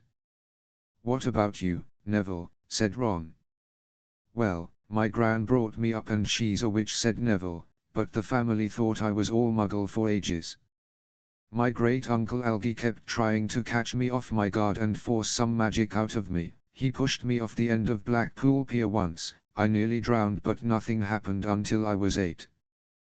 Great-uncle Algie came round for dinner, and he was hanging me out of an upstairs window by the ankles when my great-auntie Enid offered him a meringue and he accidentally let go. But I bounced all the way down the garden and into the road. They were all really pleased. Gran was crying, she was so happy. And you should have seen their faces when I got in here. They thought I might not be magic enough to come, you see. Great-uncle Algie was so pleased he bought me my toad." On Harry's other side, Percy Weasley and Hermione were talking about lessons. "I do hope they start right away, there's so much to learn. I'm particularly interested in transfiguration, you know, turning something into something else. Of course, it's supposed to be very difficult. You'll be starting small, just matches into needles and that sort of thing." Harry, who was starting to feel warm and sleepy, looked up at the high table again. Hagrid was drinking deeply from his goblet. Professor McGonagall was talking to Professor Dumbledore. Professor Quirrell, in his absurd turban, was talking to a teacher with greasy black hair, a hooked nose, and sallow skin. It happened very suddenly. The hook-nosed teacher looked past Quirrell's turban straight into Harry's eyes, and a sharp, hot pain shot across the scar on Harry's forehead. "Ouch!" Harry clapped a hand to his head. "What is it?" asked Percy. Nothing." The pain had gone as quickly as it had come. Harder to shake off was the feeling Harry had gotten from the teacher's ick, a feeling that he didn't like Harry at all. "Who's that teacher talking to Professor Quirrell?" he asked Percy. "Oh, you know Quirrell already, do you? No wonder he's looking so nervous. That's Professor Snape. He teaches potions, but he doesn't want to. Everyone knows he's after Quirrell's job. Knows an awful lot about the dark arts, Snape." Harry watched Snape for a while, but Snape didn't look at him again. At last, the desserts too disappeared, and Professor Dumbledore got to his feet again. The whole fell silent. Just a few more words now that we are all fed and watered. I have a few start-of-term notices to give you. First years should note that the forest on the grounds is forbidden to all pupils. And a few of our older students would do well to remember that as well." Dumbledore's twinkling eyes flashed in the direction of the Weasley twins. I have also been asked by Mr. Filch, the caretaker, to remind you all that no magic should be used between classes in the corridors. Quidditch trials will be held in the second week of the term. Anyone interested in playing for their house teams should contact Madam Hooch. And finally, I must tell you that this year, the third floor corridor on the right-hand side is out of bounds to everyone who does not wish to die a very painful death. Harry laughed, but he was one of the few who did. He's not serious, he muttered to Percy. Must be, said Percy, frowning at Dumbledore. It's odd, because he usually gives us a reason why we're not allowed to go somewhere the forest's full of dangerous beasts, everyone knows that. I do think he might have told us prefects, at least. And now, before we go to bed, let us sing the school song, cried Dumbledore. Harry noticed that the other teachers' smiles had become rather fixed. Dumbledore gave his wand a little flick, as if he was trying to get a fly off the end, and a long golden ribbon flew out of it, which rose high above the tables and twisted itself, snake-like, into words. Everyone pick their favorite tune, said Dumbledore, and off we go. And the school bellowed, Hogwarts, Hogwarts, Hoggy-Warty Hogwarts, teach us something please. Whether we be old and bald or young with scabby knees, our heads could do with filling with some interesting stuff, for now they are bare and full of air, dead flies and bits of fluff, so teach us things worth knowing, bring back what we've forgot, just do your best, we'll do the rest, and learn until our brains all rot. Everybody finished the song at different times. At last, only the Weasley twins were left singing along to a very slow funeral march. Dumbledore conducted their last few lines with his wand, and when they had finished, he was one of those who clapped loudest. Ah, music, he said, wiping his eyes. A magic beyond all we do here, and now, bedtime. Off you trot. The Gryffindor first years followed Percy through the chattering crowds, out of the Great Hall, and up the marble staircase. Harry's legs were like lead again, but only because he was so tired and full of he was too sleepy even to surprised that the people in the portraits along the corridors whispered and pointed as they passed, or that twice Percy led them through doorways hidden behind sliding panels and hanging tapestries. They climbed more staircases, yawning and dragging their feet, and Harry was just wondering how much farther they had to go when they came to a sudden halt. A bundle of walking sticks was floating in midair ahead of them, and as Percy took a step toward them they started throwing themselves at him. Peeves, Percy whispered to the first years. A poltergeist. He raised his voice, Peeves, show yourself. A loud, rude sound, like the air being let out of a balloon, answered, do you want me to go to the Bloody Baron? There was a pop, and a little man with wicked, dark eyes and a wide mouth appeared, floating cross-legged in the air, clutching the walking sticks. "You-hoo," he said, with an evil cackle. "Ickle firsties. What fun!" He swooped suddenly at them. They all ducked. "Go away, Peeves, or the Baron'll hear about this, I mean it," barked Percy. Peeves stuck out his tongue and vanished, dropping the walking sticks on Neville's head. They heard him zooming away, rattling coats of armor as he passed. "You want to watch out for Peeves," said Percy, as they set off again. "The Bloody Baron's the only one who can control him, he won't even listen to us prefects." Here we are. At the very end of the corridor hung a portrait of a very fat woman in a pink silk dress. "Password," she said. "Caput Draconis," said Percy, and the portrait swung forward to reveal a round hole in the wall. They all scrambled through it. Neville needed a leg up and found themselves in the Gryffindor common room, a cozy, round room full of squashy armchairs. Percy directed the girls through one door to their dormitory and the boys through another. At the top of a spiral staircase, they were obviously in one of the towers. They found their beds at last, 5 four-posters hung with deep red, velvet curtains. Their trunks had already been brought up. Tired to talk much, they pulled on their pajamas and fell into bed. "Great food, isn't it?" Ron muttered to Harry through the hangings. "Get off, Scabbers." He's chewing my sheets. Harry was going to ask Ron if he'd had any of the treacle tart, but he fell asleep almost at once. Perhaps Harry had eaten a bit too much, because he had a very strange dream. He was wearing Professor Quirrell's turban, which kept talking to him, telling him he must transfer to Slytherin at once, because it was his destiny. Harry told the turban he didn't want to be in Slytherin. It got heavier and heavier. He tried to pull it off, but it tightened painfully, and there was Malfoy, laughing at him as he struggled with it. Then Malfoy turned into the hook-nosed teacher, Snape, whose laugh became high and cold. There was a burst of green light and Harry woke, sweating and shaking. He rolled over and fell asleep again, and when he woke next day, he didn't remember the dream at all. HP1, Harry Potter and the Sorcerer's Stone. CHAPTER 8. The potions Master T here, look. Where? Next to the tall kid with the red hair. Wearing the glasses. Did you see his face? Did you see his scar?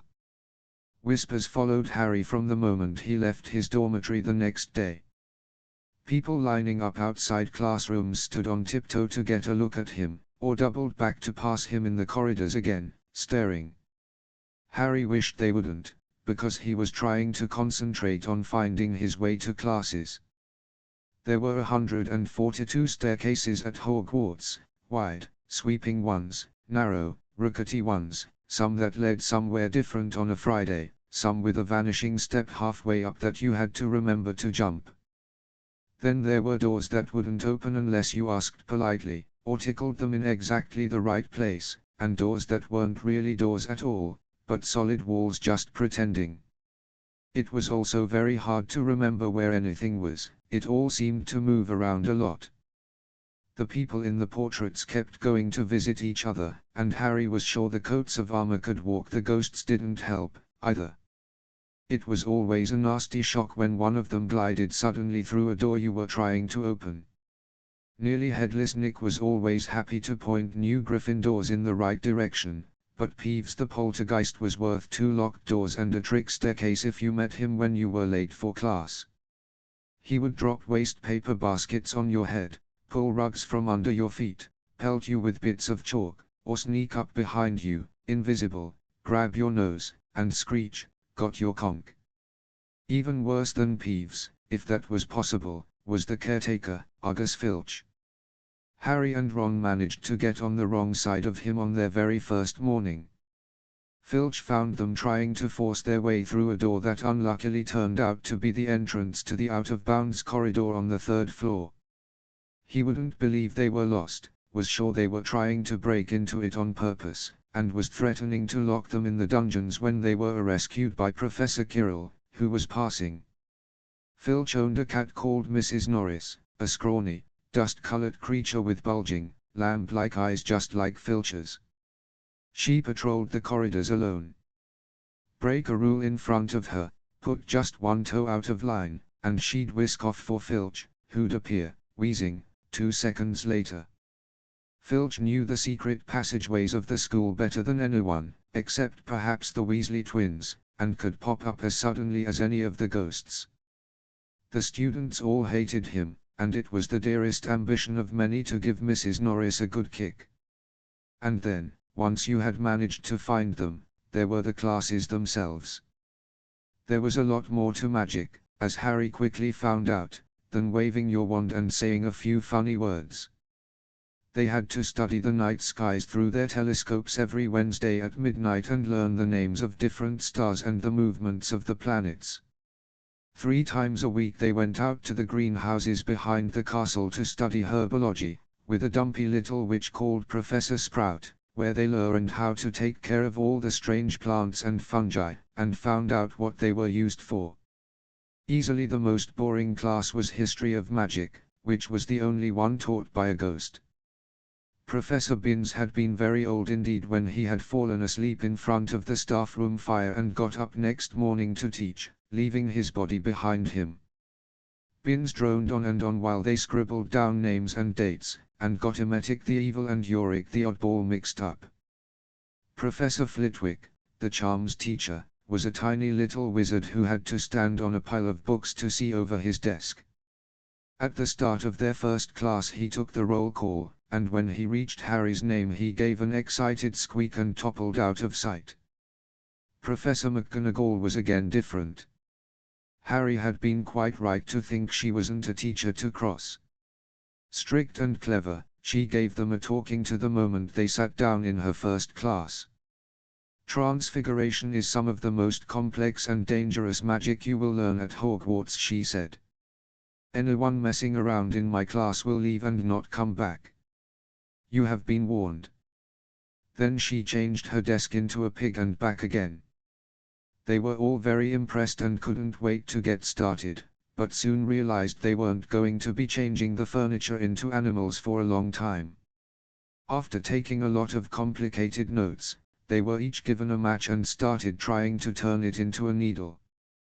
By the end of the lesson, only Hermione Granger had made any difference to her match. Professor McGonagall showed the class how it had gone all silver and pointy and gave Hermione a rare smile. The class everyone had really been looking forward to was Defense Against the Dark Arts, but Kirill's lessons turned out to be a bit of a joke. His classroom smelled strongly of garlic, which everyone said was to ward off a vampire he'd met in Romania and was afraid would be coming back to get him one of these days. His turban, he told them, had been given to him by an African prince as a thank you for getting rid of a troublesome zombie, but they weren't sure this story. For one thing, when Seamus Finnegan asked eagerly to hear how Kirill had fought off the zombie, Kirill went pink and started talking about the weather. For another, they had noticed that a funny smell hung around the turban, and the Weasley twins insisted that it was stuffed full of garlic as well, so that Kirill was protected wherever he went. Harry was very relieved to find out that he wasn't miles behind everyone else. Lots of people had come from Muggle families and, like him, hadn't had any idea that they were witches and wizards. There was so much to learn that even people like Ron didn't have much of a head start. Friday was an important day for Harry and Ron. They finally managed to find their way down to the Great Hall for breakfast without getting lost once. "What have we got, TCK?" Harry asked Ron as he poured sugar on his porridge. "Double potions with the Slytherins," said Ron. "Snape's head of Slytherin House. They say he always favors them. We'll be able to see if it's true." "Wish McGonagall favored us," said Harry. Professor McGonagall was head of Gryffindor House, but it hadn't stopped her from giving them a huge pile of homework the day just then. The mail arrived. Harry had gotten used to this by now, but it had given him a bit of a shock on the first morning, when about 100 owls had suddenly streamed into the Great Hall during breakfast, circling the tables until they saw their owners, and dropping letters and packages onto their laps. Hedwig hadn't brought Harry anything so far. She sometimes flew in to nibble his ear and have a bit of toast before going off to sleep in the owlery with the other school owls. This morning, however, she fluttered down the marmalade and the sugar bowl and dropped a note onto Harry's plate. Harry tore it open at once. It said, in a very untidy scrawl, "Dear Harry, I know you get Friday afternoons off, so would you like to come and have a cup of tea with me around 3? I want to hear all about your first week. Send us an answer back with Hedwig." Hagrid. Harry borrowed Ron's quill, scribbled "Yes, please, see you later" on the back of the note, and sent Hedwig off again. It was lucky that Harry had tea with Hagrid to forward to, because the potions lesson turned out to be the worst thing that had happened to him so far. At the start of term banquet, Harry had gotten the idea that Professor Snape disliked him. By the end of the first potions lesson, he knew he'd been wrong. Snape didn't dislike Harry, he hated him. Potions lessons took place down in one of the dungeons. It was colder here than up in the main castle, and would have been quite creepy enough without the pickled animals floating in glass jars all around the walls. Snape, like Flitwick, started the class by taking the roll call, and like Flitwick, he paused at Harry's name. "Ah, yes," he said softly, "Harry Potter. Our new celebrity." Draco Malfoy and his friends Crabbe and Goyle sniggered behind their hands. Snape finished calling the names and looked up at the class. His eyes were black like Hagrid's, but they had none of Hagrid's warmth. They were cold and empty and made you think of dark tunnels. "You are here to learn the subtle science and exact art of potion making," he began. He spoke in barely more than a whisper, but they caught every word like Professor McGonagall. Snape had the gift of keeping a class silent without effort. "As there is little foolish wand-waving here, many of you will hardly believe this is magic. I don't expect you will really understand the beauty of the softly simmering cauldron with its shimmering fumes, the delicate power of liquids that creep through human veins, bewitching the mind, ensnaring the senses. One can teach you how to bottle fame, brew glory, even stop a death if you aren't as big a bunch of dunderheads as I usually have to teach." More silence followed this little speech. Harry and Ron exchanged looks with raised eyebrows. Hermione Granger was on the edge of her seat and looked desperate to start proving that she wasn't a dunderhead. "Potter," said Snape suddenly.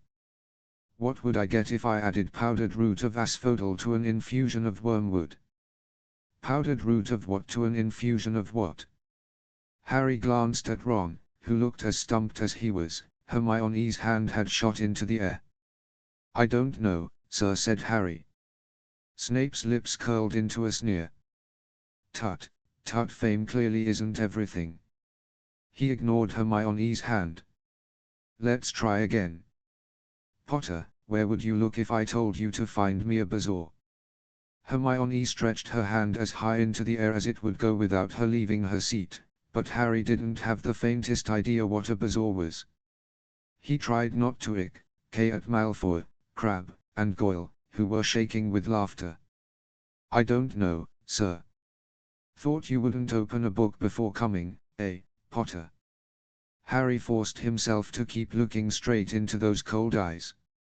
He had looked through his books at the Dursleys, but did Snape expect him to remember everything in 1,000 magical herbs and fungi?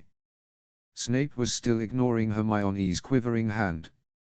"What is the difference, Potter, between monkshood and wolfsbane?" At this, Hermione stood up, her hand stretching toward the dungeon ceiling. "I don't know," said Harry quietly. "I think Hermione does, though. Why don't you try her?" A few people laughed. Harry caught Seamus's eye, and Seamus winked. Snape, however, was not pleased. "Sit down," he snapped at Hermione. "For your information, Potter, asphodel and wormwood make a sleeping potion so powerful it is known as the draught of living death. A bezoar is a stone taken from the stomach of a goat and it will save you from most poisons. As for monkshood and wolfsbane, they are the same plant, which also goes by the name of aconite. Well, why aren't you all copying that down?" There was a sudden rummaging for quills and parchment. Over the noise, Snape said, "And a point will taken from Gryffindor House for your cheek, Potter."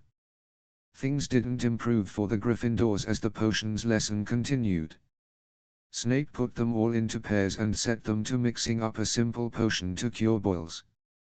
He swept around in his long black cloak, watching them weigh dried nettles and crush snake fangs, criticizing almost everyone except Malfoy, whom he seemed to like. He was just telling everyone to look at the perfect way Malfoy had stewed his horned slugs when clouds of acid green smoke and a loud hissing filled the dungeon.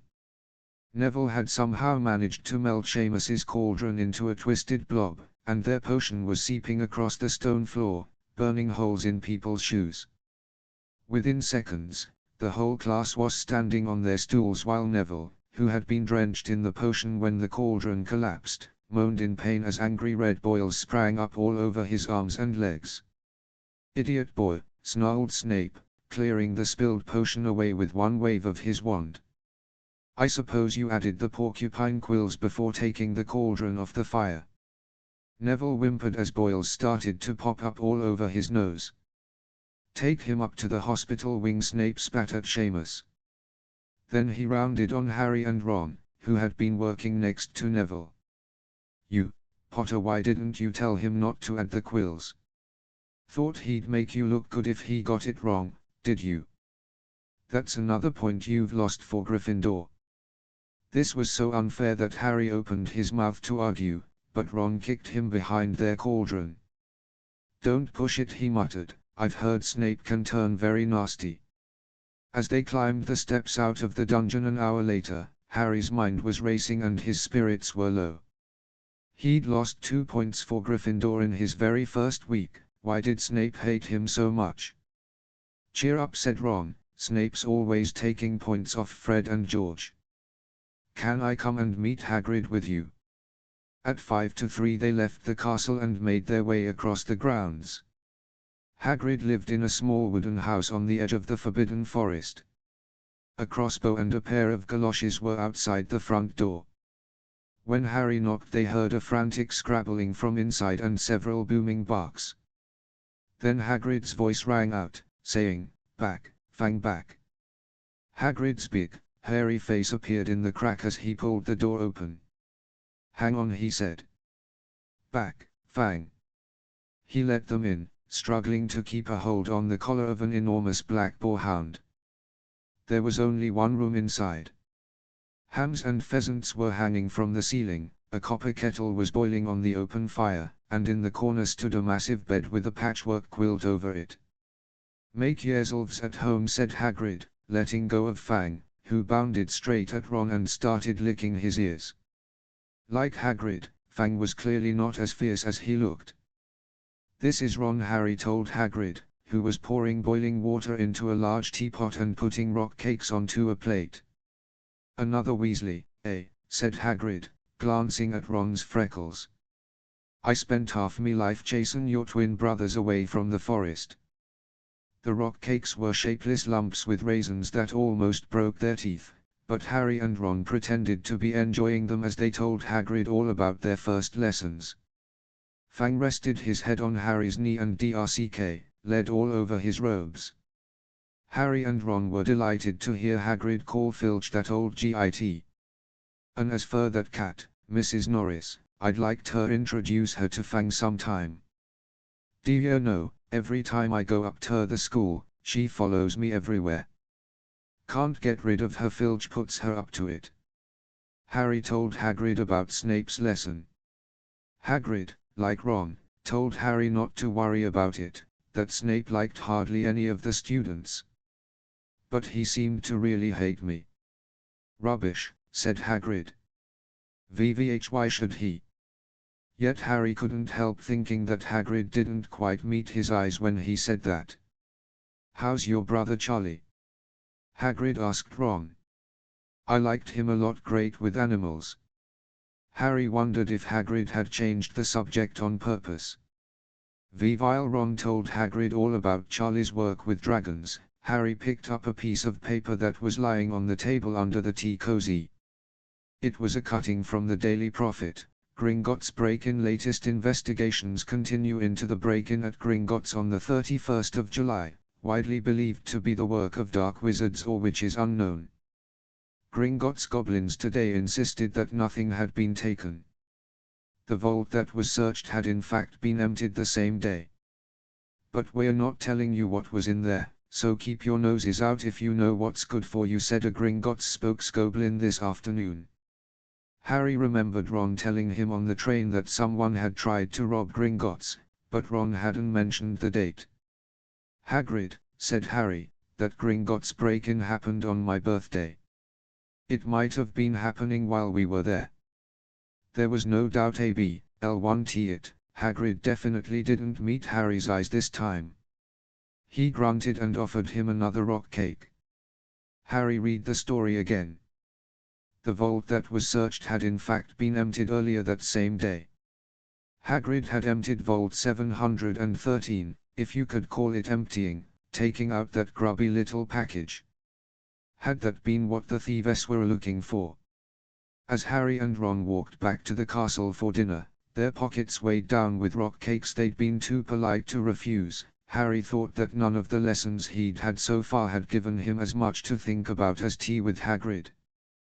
Had Hagrid collected that package just in time? Where was it now? And did Hagrid know something about Snape that he didn't want to tell Harry? HP 1. Harry Potter and the Sorcerer's Stone CHAPTER 9. The Midnight Duel. Harry had never believed he would meet a boy he hated more than Dudley, but that was before he met Draco Malfoy. Still, first-year Gryffindors only had potions with the Slytherins, so they didn't have to put up with Malfoy much. Or at least, they didn't until they spotted a notice pinned up in the Gryffindor common room that made them all groan.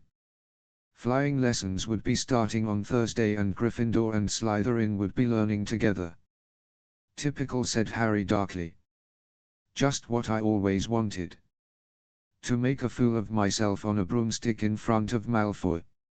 He had been looking forward to learning to fly more than anything else. You don't know that you'll make a fool of yourself, said Ron reasonably. Anyway, I know Malfoy's always going on about how good he is at Quidditch, but I bet that's all talk.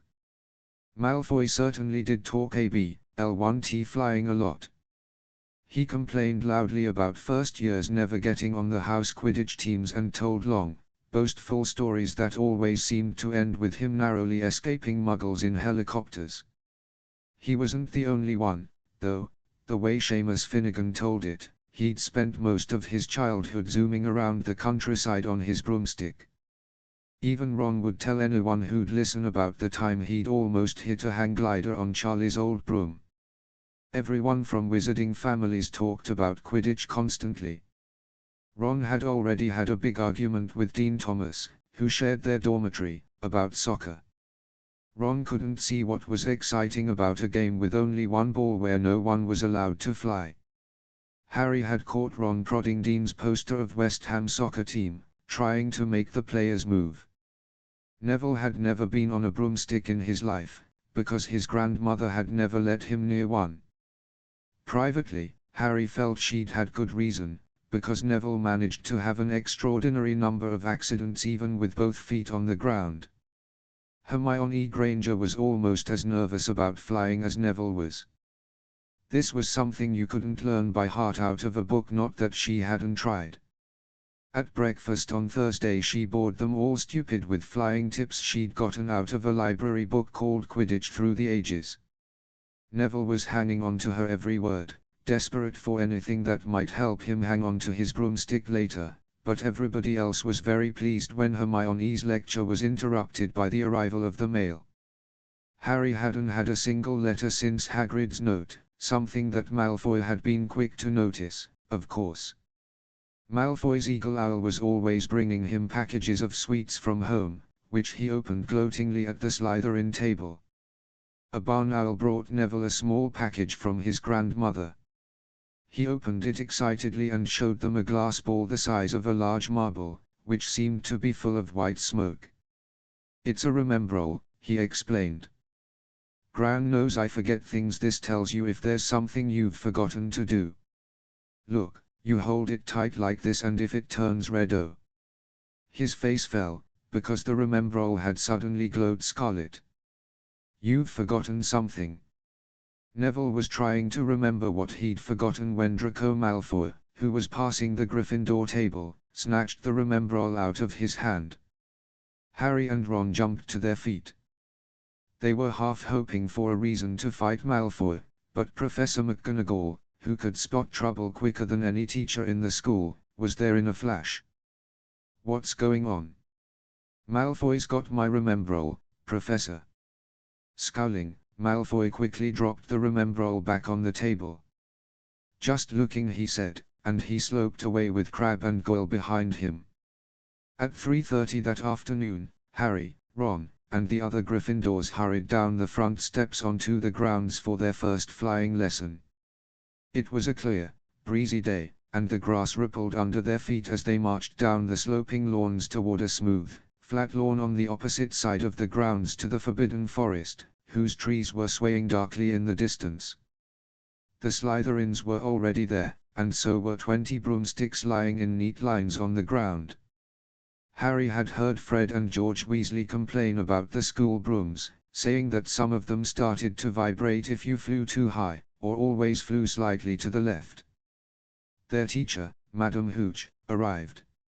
She had short, grey hair, and yellow eyes like a hawk. "Well, what are you all waiting for?" she barked. Everyone stand by a broomstick. Come on, hurry up. Harry glanced down at his broom. It was old and some of the twigs stuck out at odd angles. Stick out your right hand over your broom, called Madam Hooch at the front, and say up. Up, everyone shouted. Harry's broom jumped into his hand at once, but it was one of the few that did. Hermione Granger's had simply rolled over on the ground, and Neville's hadn't moved at all. Perhaps brooms, like horses, could tell when you were afraid, thought Harry. There was a quaver in Neville's voice that said only too clearly that he wanted to keep his feet on the ground. Madam Hooch then showed them how to mount their brooms without sliding off the end, and walked up and down the rows correcting their grips. Harry and Ron were delighted when she told Malfoy he'd been doing it wrong for years. Now, when I blow my whistle, you kick off from the ground, hard, said Madam Hooch. Keep your brooms steady, rise a few feet, and then come straight back down by leaning forward slightly. On my whistle 3-2, but Neville, nervous and jumpy and frightened of being left on the ground, pushed off hard before the whistle had touched Madam Hooch's lips. Come back, boy, she shouted, but Neville was rising straight up like a cork shot out of a bottle 12 feet 20 feet. Harry saw his scared white face look down at the ground falling away, saw him gasp, slip sideways off the broom, and wham, a thud and a nasty crack, and Neville lay face down on the grass in a heap. His broomstick was still rising higher and higher, and started to drift lazily toward the forbidden forest and out of sight. Madam Hooch was bending over Neville, her face as white as his. Broken wrist, Harry heard her mutter. Come on, boy, it's all right, up you get. She turned to the rest of the class. None of you is to move while I take this boy to the hospital wing. You leave those brooms where they are, or you'll out of Hogwarts before you can say Quidditch. Come on, dear. Neville, his face tear-streaked, clutching his wrist, hobbled off with Madam Hooch, who had her arm around him. No sooner were they out of earshot than Malfoy burst into laughter. Did you see his face, the great lump? The other Slytherins joined in. Shut up, Malfoy snapped Parvati Patil. You, sticking up for Longbottom, said Pansy Parkinson, a hard-faced Slytherin girl. Never thought you'd like fat little crybabies, Parvati. Look, said Malfoy, darting forward and snatching something out of the grass. It's that stupid thing Longbottom's Gran sent him. The Remembrall glittered in the sun as he held it up.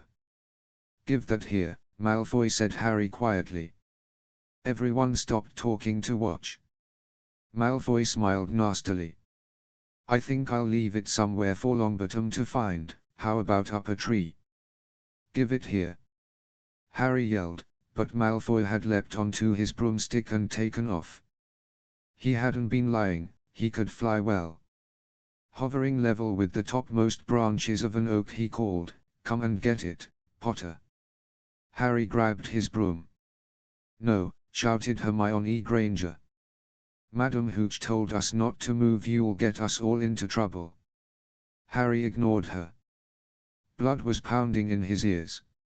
He mounted the broom and kicked hard against the ground, and up he soared. Air rushed through his hair, and his robes whipped out behind him, and in a rush of fierce joy he realized he'd found something he could do without being taught. This was easy, this was wonderful.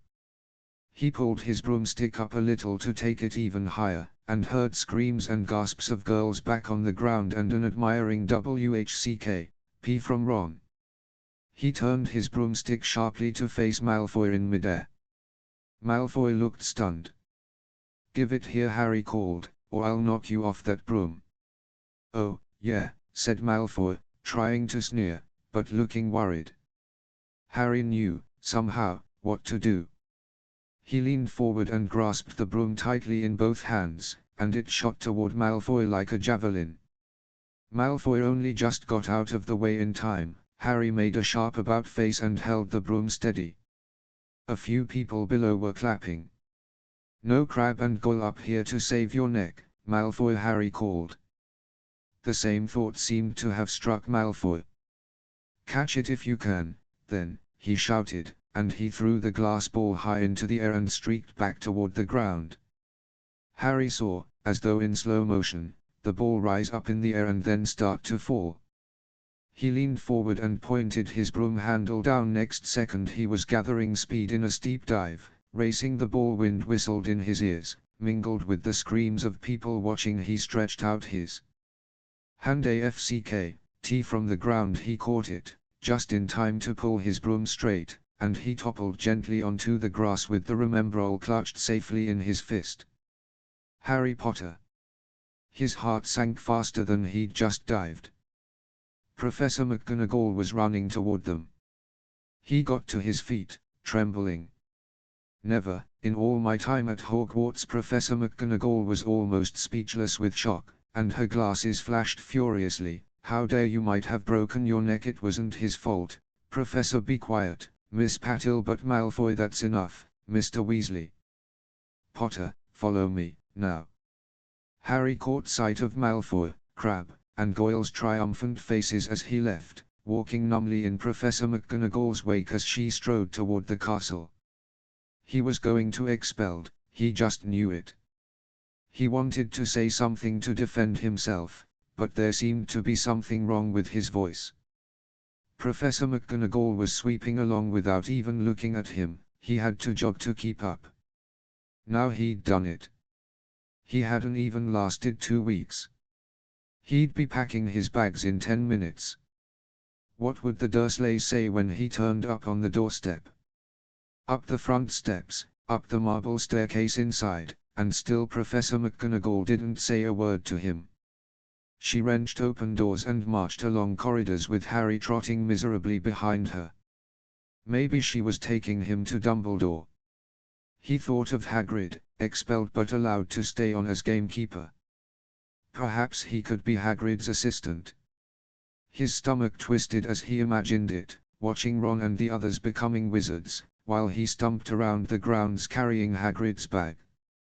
Professor McGonagall stopped outside a classroom. She opened the door and poked her head inside. "Excuse me, Professor Flitwick, could I borrow wood for a moment?" Wood?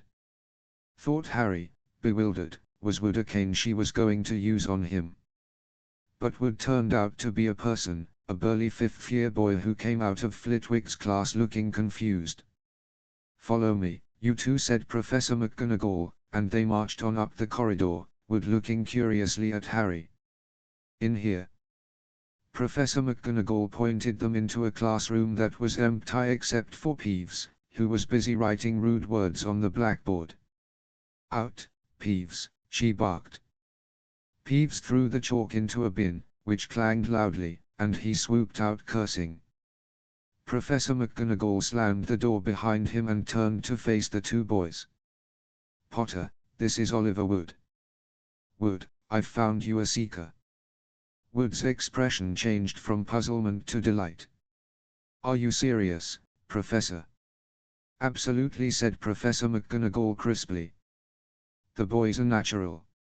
I've never seen anything like it." "Was that your first time on a broomstick, Potter?" Harry nodded silently. He didn't have a clue what was going on, but he didn't seem to be being expelled, and some of the feeling started coming back to his legs. "He caught that thing in his hand after a 50-foot dive," Professor McGonagall told Wood. "Didn't even scratch himself. Charlie Weasley couldn't have done it." Wood was now looking as though all his dreams had come true at once. "Ever seen a game of Quidditch, Potter?" he asked excitedly. "Wood's captain of the Gryffindor team," Professor McGonagall explained. "He's just the build for a seeker, too," said Wood, now walking around Harry and staring at him. "Light, speedy. We'll have to get him a decent broom, Professor, a Nimbus 2000 or a Clenseep 7, I'd say. I shall speak to Professor Dumbledore and see if we can't bend the first-year rule. Heaven knows, we need a better team than last year. Flattened in that last match by Slytherin, I couldn't look Severus Snape in the face for weeks." Professor McGonagall peered sternly over her glasses at Harry. "I want to hear you're training hard, Potter, or I may change my mind about punishing you." Then she suddenly smiled. Your father would have been proud, she said. He was an excellent Quidditch player himself. You're joking. It was dinner time. Harry had just finished telling Ron what had happened when he'd left the grounds with Professor McGonagall. Ron had a piece of steak and kidney pie halfway to his mouth, but he'd forgotten all about it. Seeker, he said. But first years never. You must be the youngest house player in about a century, said Harry, shoveling pie into his mouth. He felt particularly hungry after the excitement of the afternoon. Wood told me. Ron was so amazed, so impressed, he just sat and gaped at Harry. I start training next week, said Harry. Only don't tell anyone. Wood wants to keep it a secret. Fred and George Weasley now came into the hall, spotted Harry, and hurried over. Well done, said George in a low voice. Wood told us. We're on the team too, beaters. I tell you, we're going to win that Quidditch Cup for sure this year, said Fred. We haven't won since Charlie left, but this year's team is going to be brilliant. You must be good, Harry. Wood was almost skipping when he told us. Anyway, we've got to go. Lee Jordan reckons he's found a new secret passageway out of the school. Bet it's that one behind the statue of Gregory the Smarmy that we found in our first week. See you. Fred and George had hardly disappeared when someone far less welcome turned up, Malfoy, flanked by Crabbe and Goyle. Having a last meal, Potter? Vivian, are you getting the train back to the Muggles? You're a lot braver now that you're back on the ground and you've got your little friends with you, said Harry coolly. There was of course nothing at all little about Crabbe and Goyle, but as the high table was full of teachers, neither of them could do more than crack their knuckles and scull. I'd take you on any time on my own, said Malfoy. Tonight, if you want. Wizard's duel. Wands only, no contact. What's the matter? Never heard of a wizard's duel before, I suppose. Of course he has, said Ron, wheeling around. I'm his second. Who's? Malfoy looked at Crabbe and Goyle, sizing them up. Crabbe, he said. Midnight, all right. We'll meet you in the trophy room, that's always unlocked. When Malfoy had gone, Ron and Harry looked at each other. What is a wizard's duel? Said Harry. And what do you mean, you're my second? Well, a second's there to take over if you die, said Ron casually, getting started at last on his cold pie. Catching the look on Harry's face, he added quickly, but people only die in proper duels, you know, with real wizards. The most you and Malfoy'll be able to do is send sparks at each other. Neither of you knows enough magic to do any real damage. I bet he expected you to refuse, anyway. And what if I wave my wand and nothing happens? Throw it away and punch him on the nose, Ron suggested. Excuse me. They both looked up. It was Hermione Granger. Can't a person eat in peace in this place? Said Ron. Hermione ignored him and spoke to Harry. I couldn't help overhearing what you and Malfoy were saying. Bet you could, Ron muttered. And you mustn't go wandering around the school at night. Think of the points you'll lose, Gryffindor, if you're caught, and you're bound to be. It's really very selfish of you. And it's really none of your business, said Harry. Goodbye, said Ron. All the same, it wasn't what you'd call the perfect end to the day, Harry thought, as he lay awake much later listening to Dean and Seamus falling asleep. Neville wasn't back from the hospital wing. Ron had spent all evening giving him advice such as, if he tries to curse you, you dodge it, because I can't remember how to block them. There was a very good chance they were going to get caught by Filch or Mrs. Norris, and Harry felt he was pushing his luck, breaking another school rule today. On the other hand, Malfoy's sneering face kept looming up out of the darkness. This was his big chance to beat Malfoy face to face. He couldn't miss it. 11:30, Ron muttered at last, we'd better go. They pulled on their bathrobes, picked up their wands, and crept across the tower room, down the spiral staircase, and into the Gryffindor common room. A few embers were still glowing in the fireplace, turning all the armchairs into hunched black shadows. They had almost reached the portrait hole when a voice spoke from the chair nearest them. "I can't believe you're going to do this." A lamp flickered on. It was Hermione Granger, wearing a pink bathrobe and a frown. "You," said Ron furiously. "Go back to bed." "I almost told your brother," Hermione snapped. "Percy, he's a prefect, he'd put a stop to this." Harry couldn't believe anyone could be so interfering. "Come on," he said to Ron. He pushed open the portrait of the fat lady and climbed through the hole. Hermione wasn't going to give up that easily. She followed Ron through the portrait hole, hissing at them like an angry goose. "Don't you care about Gryffindor? Do you only care about yourselves? I don't want Slytherin to win the House Cup, and you'll lose all the points I got from Professor McGonagall for knowing about switching spells. Go away." "All right, but I warned you. You just remember what I said when you're on the train home tomorrow." "You're so but what they were, they didn't find out." Hermione had turned to the portrait of the fat lady to get back inside and found herself facing an empty painting. The fat lady had gone on a nighttime visit and Hermione was locked out of Gryffindor Tower. "Now what am I going to do?" she asked shrilly. "That's your problem," said Ron. "We've got to go, we're going to be late." They hadn't even reached the end of the corridor when Hermione caught up with them. "I'm coming with you," she said. "You are not." "Do you think I'm going to stand out here and wait for Filch to catch me? If he finds all three of us, I'll tell him the truth, that I was trying to stop you, and you can back me up." "You've got some nerve," said Ron loudly. "Shut up, both of you," said Harry sharply. "I heard something." It was a sort of snuffling. "Mrs. Norris," breathed Ron, squinting through the dark. It wasn't Mrs. Norris. It was Neville. He was curled up on the floor, fast asleep, but jerked suddenly awake as they crept nearer. "Thank goodness you found me. I've been out here for hours, I couldn't remember the new password to get into bed." "Keep your voice down, Neville. The password's pig snout, but it won't help you now, the fat lady's gone off somewhere." "How's your arm?" said Harry. "Fine," said Neville, showing them. "Madame Pomfrey mended it in about a minute." "Good, well, look, Neville, we've got to be somewhere." "We'll see you later, don't leave me," said Neville, scrambling to his feet. "I don't want to stay here alone, the bloody Baron's been past twice already." Ron looked at his watch and then glared furiously at Hermione and Neville.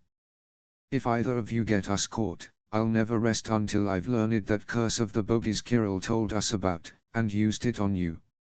Hermione opened her mouth, perhaps to tell Ron exactly how to use the curse of the bogies, but Harry hissed at her to be quiet and them all forward. They flitted along corridors striped with bars of moonlight from the high windows. At every turn Harry expected to run into Filch or Mrs. Norris, but they were lucky. They sped up a staircase to the third floor and tiptoed toward the trophy room. Malfoy and Crabbe weren't there yet. The crystal trophy cases glimmered where the moonlight caught them. Cups, shields, plates, and statues winked silver and gold in the darkness. They edged along the walls, keeping their eyes on the doors at either end of the room. Harry took out his wand in case Malfoy leapt in and started at once. The minutes crept by. "He's late, maybe he's chickened out," Ron whispered. Then a noise in the next room made them jump. Harry had only just raised his wand when they heard someone speak, and it wasn't Malfoy. "Sniff around, my sweet, they might be lurking in a corner." It was Filch speaking to Mrs. Norris. Horror-struck, Harry waved madly at the other three to follow him as quickly as possible. They scurried silently toward the door, away from Filch's voice. Neville's robes had barely whipped round the corner when they heard Filch enter the trophy room. "They're in here somewhere," they heard him mutter, "probably hiding." "This way." Harry mouthed to the others and, petrified, they began to creep down a long gallery full of suits of armor. They could hear Filch getting nearer. Neville suddenly let out a frightened squeak and broke into a run. He tripped, grabbed Ron around the waist, and the pair of them toppled right into a suit of armor. The clanging and crashing were enough to wake the whole castle. "Run!" Harry yelled, and the four of them sprinted down the gallery, not looking back to see whether Filch was following. They swung around the doorpost and galloped down one corridor then another, Harry in the lead, without any idea where they were or where they were going. They ripped through a tapestry and found themselves in a hidden passageway, hurtled along it and came out near their charms classroom, which they knew was miles from the trophy room. "I think we've lost him," Harry panted, leaning against the cold wall and wiping his forehead. Neville was bent double, wheezing and spluttering. "Told you," Hermione gasped, clutching at the stitch in her chest. "Told you." "We've got to get back to Gryffindor Tower," said Ron, quickly as possible. "Malfoy tricked you," Hermione said to Harry. "You realize that, don't you? He was never going to meet you." Filch knew someone was going to be in the trophy room. Malfoy must have tipped him off. Harry thought she was probably right, but he wasn't going to tell her that. "Let's go." It wasn't going to be that simple. They hadn't gone more than a dozen paces when a doorknob rattled and something came shooting out of a classroom in front of them. It was Peeves. He caught sight of them and gave a squeal of delight. "Shut up, Peeves, please, you'll get us thrown out." Peeves cackled. "Wandering around at midnight, ickle firsties. Tut, tut, tut. Naughty, naughty, you'll get caughty. Not if you don't give us away, Peeves, please." "Should tell Filch, I should," said Peeves in a saintly voice, but his eyes glittered wickedly. "It's for your own good, you know." "Get out of the way," snapped Ron, taking a swipe at Peeves. This was a big mistake. "Students out of bed." Peeves bellowed, "Students out of bed," down the charms corridor. Ducking under Peeves, they ran for their lives, right to the end of the corridor where they slammed into a door and it was locked. "This is it," Ron moaned, as they pushed helplessly at the door. "We're done for. This is the end." They could hear footsteps, Filch running as fast as he could toward Peeves' shouts. "Oh, move over," Hermione snarled. She grabbed Harry's wand, tapped the lock, and whispered, "Alohomora." The lock clicked and the door swung open. They piled through it, shut it quickly, and pressed their ears against it, listening. "Which way did they go, Peeves?" Filch was saying. "Quick, tell me. Say please. Don't mess with me, Peeves. Now where did they go?" "Shan't say nothing if you don't say please," said Peeves in his annoying sing-song voice. "All right please. Nothing. Ha ha. Told you I wouldn't say nothing if you didn't say please. Ha ha. Ha ha ha." And they heard the sound of Peeves whooshing away and Filch cursing in rage. "He thinks this door is locked," Harry whispered. "I think we'll be okay. Get off, Neville."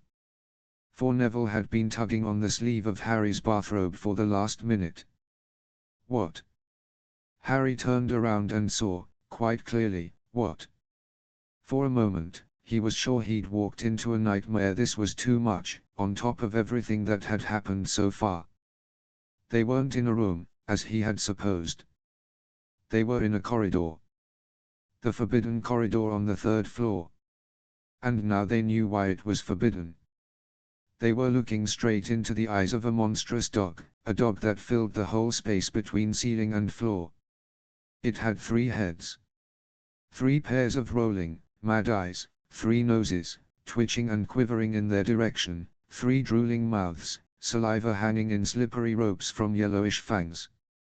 It was standing quite still, all 6 eyes staring at them, and Harry knew that the only reason they weren't already dead was that their sudden appearance had taken it by surprise, but it was quickly getting over that. There was no mistaking what those thunderous growls meant. Harry groped for the doorknob between Filch and death. He'd take Filch. They fell backward, Harry slammed the door shut, and they ran. They almost flew, back down the corridor. Filch must have hurried off to look for them somewhere else, because they didn't see him anywhere, but they hardly cared. All they wanted to do was put as much space as possible between them and that monster. They didn't stop running until they reached the portrait of the fat lady on the 7th floor. "Where on earth have you all been?" she asked, looking at their bathrobes hanging off their shoulders and their flushed, sweaty faces. "Never mind that pig snout," panted Harry, and the portrait swung forward. They scrambled into the common room and collapsed, trembling, into armchairs. It was a while any of them said anything.